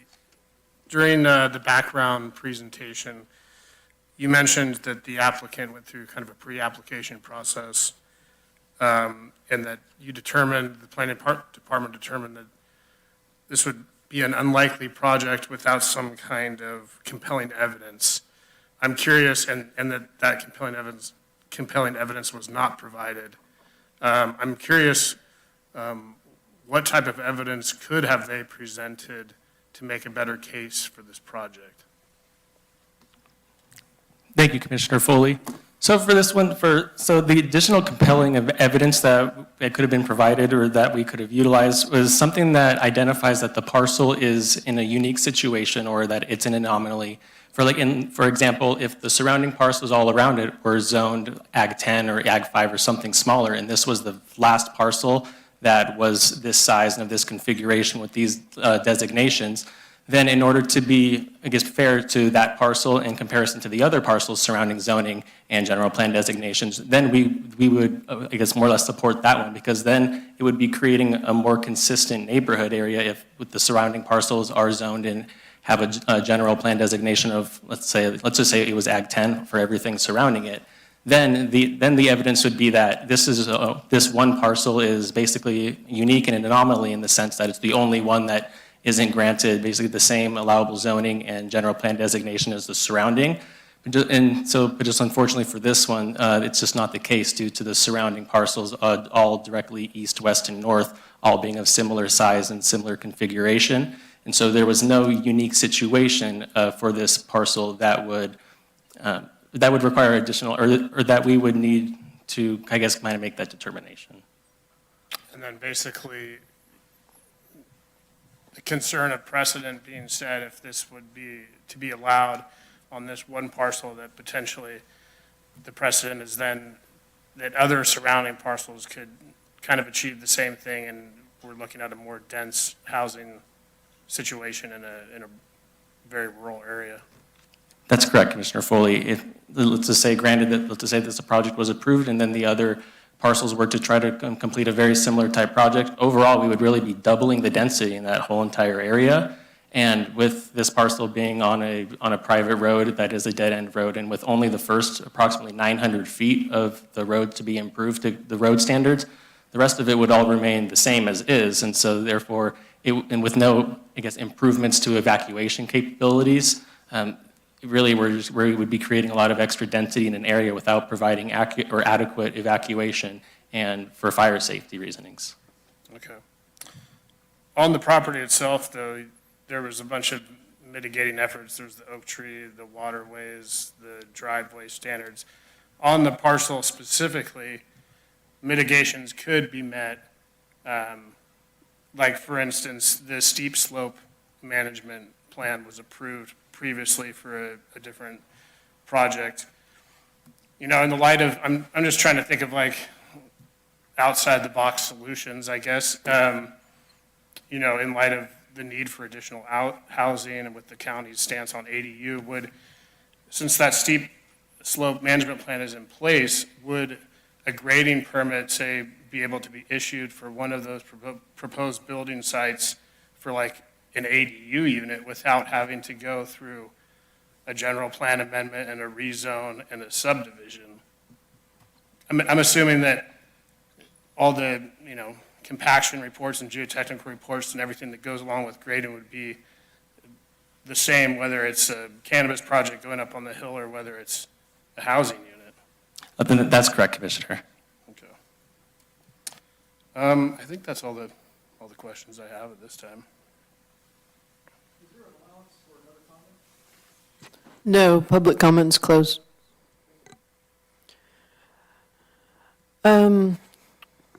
Staff, I'm curious, given the 7 different recommendations, and most of these are deny, why are you recommending that the mitigated neg deck be approved?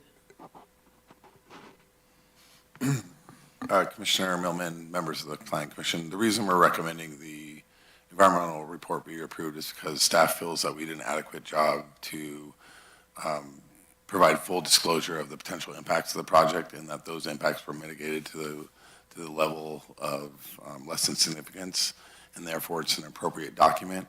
Where the project stalls in the planning department's view is the fact that there is a general plan amendment required, there is a rezone, and there's all these other variances that are requested through the management plans, the petition for exceptions. There are all these special considerations that have to be made in order to increase the density. And to Commissioner Foley's point, if an ADU did come in, it's a little bit different situation because that's something that's allowed by law, and it wouldn't be increasing the density in the area, and therefore would likely get a favorable determination by the planning department, similar to how the steep slopes management plan was approved as a part of the cannabis project in the past.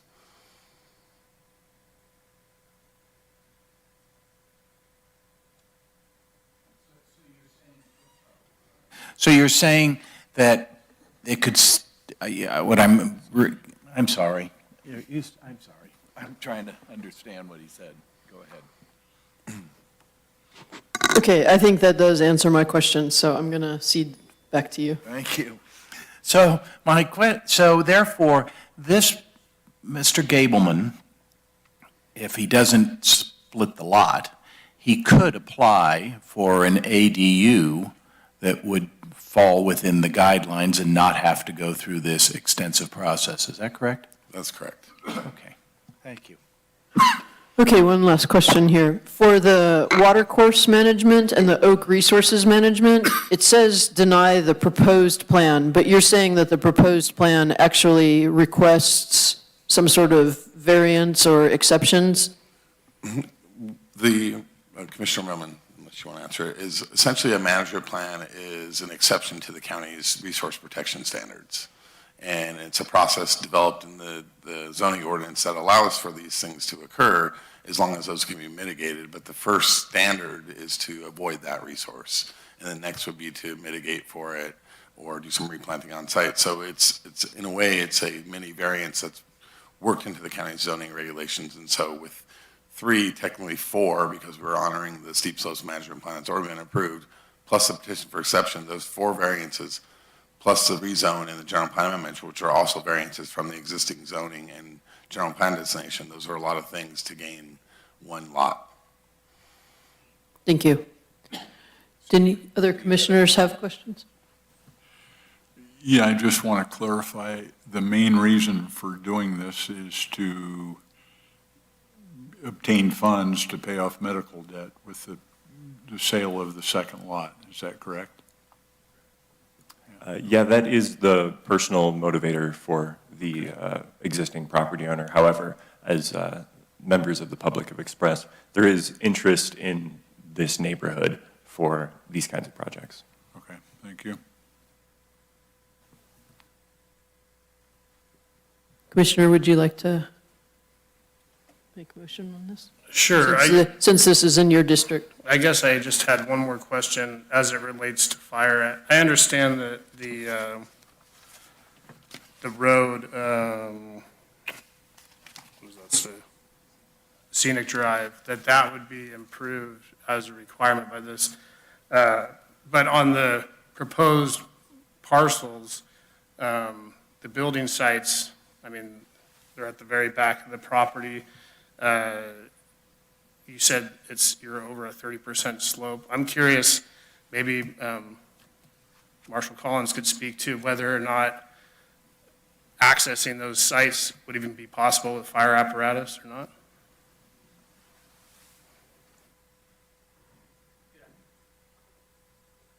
Good afternoon, Commissioners. Yeah, that's what the petition for exception is for, and it is a very allowance on certain types of fire engines to get in there. So anything over 16% grade is required to be paved or concreted. It does restrict access to certain like transports and certain water tenders that would be delayed getting in there. So it does restrict access into those certain slopes, and that's why we don't approve anything over 20% on driveways and slopes like that. Does that answer your question? Yeah, thank you. No worries. Okay, looking at you for a recommendation. Well, I guess I got my work cut out for me on this one. So recommend to... So you would make a motion. Right, I'll make a motion that after reviewing and considering the proposed mitigated negative declaration, EIS 24-0006, recommend that the Board of Supervisors adopt the proposed mitigated negative declaration and mitigation monitoring and reporting plan, making findings A through C as shown in the staff report. Would anybody like to second that? I'll second. Thank you. How do you vote? Oh, excuse me. Thank you. How do you vote, Commissioner French? Aye. Commissioner Foley? Aye. Commissioner McAteer? Aye. And Chair Millman? Nay. Thank you. I move that we recommend that the Board of Supervisors deny amending the general plan land use designation of APN 060-150-063 based on the findings A through C as shown in the staff report. Is there a second? I second. Thank you. How do you vote, Commissioner French? Commissioner Foley? Aye. Commissioner McAteer, Aye. and Chair Millman. Aye. Thank you. I make a motion to recommend that the Board of Supervisors deny the rezone of APN 060-150-063 based on the findings A through C as shown in the staff report. Can these be grouped together? No? Okay. Do we have a second? A second. How do you vote, Commissioner French? Aye. Commissioner Foley? Aye. Commissioner McAteer? Aye. And Chair Millman. Aye. Thank you. I make a motion to recommend that the Board of Supervisors deny the proposed tentative parcel map TPM 24-0003 based on the findings set forth in Title 13 subdivisions of the Nevada County Code as shown in the staff report. Can we get a roll call? Second. Oh, sorry. First, we need a second. Second. Okay, now roll call. Thank you. How do you vote, Commissioner French? Aye. Commissioner Foley? Aye. Commissioner McAteer? Aye. And Chair Millman. Aye. Thank you. I make a motion to recommend that the Board of Supervisors deny the proposed watercourse management plan, making findings A through B as shown in the staff report. I guess I second all of them. You're doing such a good job. How do you vote, Commissioner French? Aye. Commissioner Foley? Aye. Commissioner McAteer? Aye. And Chair Millman. Aye. Thank you. I make a motion to recommend that the Board of Supervisors deny the proposed Oak Resources Management Plan, making findings A through B as shown in the staff report. Do we have a second? Aye. Commissioner French? To say I second that, so now I'll aye. And Commissioner Foley? Aye. Commissioner McAteer? Aye. Chair Millman? Aye. Thank you. And I make a motion to recommend that the Board of Supervisors deny the proposed petition for exemptions to fire-safe driveway standards based on the findings A through E as shown in the staff report. Can I get a second? Second. How do you vote, Commissioner French? Aye. Commissioner Foley? Aye. Commissioner McAteer? Aye. And Chair Millman? Aye. Thank you. I know this is disappointing for you guys. I want to thank you for coming in, and best wishes to your family.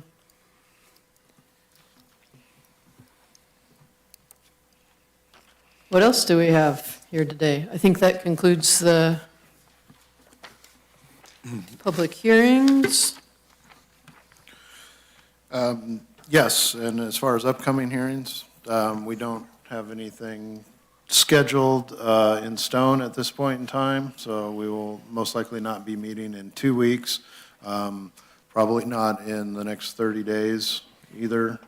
But as projects come together, we will reach out and let you know of upcoming hearings, but we probably won't have one on the next regularly 2 scheduled Thursdays. So the month of May at this point is clear? Yes, I believe that is correct. The month of May is clear. Could give you a brief update on the board meeting that occurred yesterday, or 2 days ago on Tuesday. It was alluded to earlier regarding the alternative housing ordinance that was given direction by the board for staff to work on. Something similar but a little bit different to the Tiny Homes on Wheels ordinance that came before your commission not too long ago. This would look at potentially expanding the use and allowance for RVs to be permitted as homes, structures. We're at the very beginning of that process. We don't have any standards or kind of time frame or parameters of what that permanent or long-term temporary housing would look like. We are going to have some public meetings, kind of public workshops to get input from people that are interested in the subject, and then we'll start developing an ordinance and then bringing it through the process, and it'll come through your planning commission, but that will likely be toward the end of summer type of a time frame, and then that will go on to the Board of Supervisors. And then secondly, the Board of Supervisors did approve the pay tentative final map that was recommended for approval by your commission a couple of months ago. And so I don't believe there were any significant changes made by the board, and so that project was approved based on your recommendations. So that was appealed, is that correct? No, because it had a I'm sorry. It had a rezone component with it, so it required it to go to the board. Okay. It was the rollout of the TPZ. Sorry, I forgot that part. And that's all the updates I have, unless you have any specific questions or if you had anything, Tyler. So Brian, I'm looking at your sheet here, and it's getting less and less, shorter and shorter. And half of these have an incomplete associated with it. So could you define what incomplete means? Does that mean that nothing's essentially happening and we're waiting for them to do something? So that's sort of my question. Sure, Commissioner McAteer. Yeah, incomplete means that an application has been submitted, we've routed it to other departments, and we've got input from the planning department and other departments like Public Works or Environmental Health or the fire department that is requesting additional information in order to do the full review, the environmental review, or to make the determination whether it's consistent with policies. And so that correspondence has been given back to the applicant, and they are working on compiling that requested information to resubmit. And once it's resubmitted and it's deemed to be complete, if a project is complete, that means it'll be going through the process for environmental review and scheduled for hearing shortly thereafter. So incomplete means it's kind of in the applicant's court, it's on hold.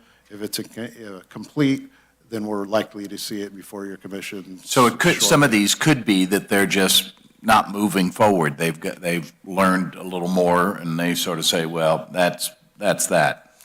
Yeah, there's varying degrees. Sometimes the project applications aren't very complete when they come in. We need additional studies or better traffic analysis, and that additional studies can take some time.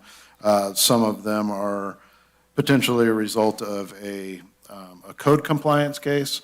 So the motivation to move those forwards can be a little bit less when it's something that they're just trying to rectify through the process rather than because they're already up and running, rather than trying to get a new project approved. And finally, the cannabis 2 new stores or whatever in North San Juan and up on the summit, where is that process at this point?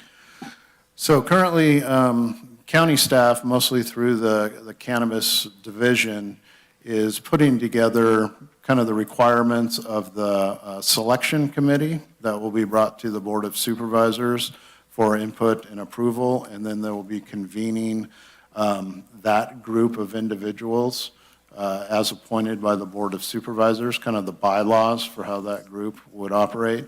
And then kind of concurrently with that time, the county will open up a solicitation period to receive applications to be reviewed by that committee and recommended for going through the use permit process to get actual entitlements to do the business. So in short, we're kind of still at the early stages of setting up the review selection committee, and the selection committee will help define some of the scoring criteria to score the applications against. So there's kind of still in the early process of the setup for the whole And does that process. come back to us at some point for this use permit, or no? It would. A use permit would come back to the planning commission, and that would be treated like any other entitlement. It's gone through a selection committee process to identify the best applicant based on kind of their business model and to some degree potentially the site, but then it would be the planning commission that would approve or not approve the use permit and would have control over, the design of the building, parking, landscaping, hours of operation. Thank you very much. Sure. Any other questions? Any other questions? All right. I think we've had another perfectly good meeting. Perfect. Thank you. Oh, yeah, this is 3:52 as we're finishing this one.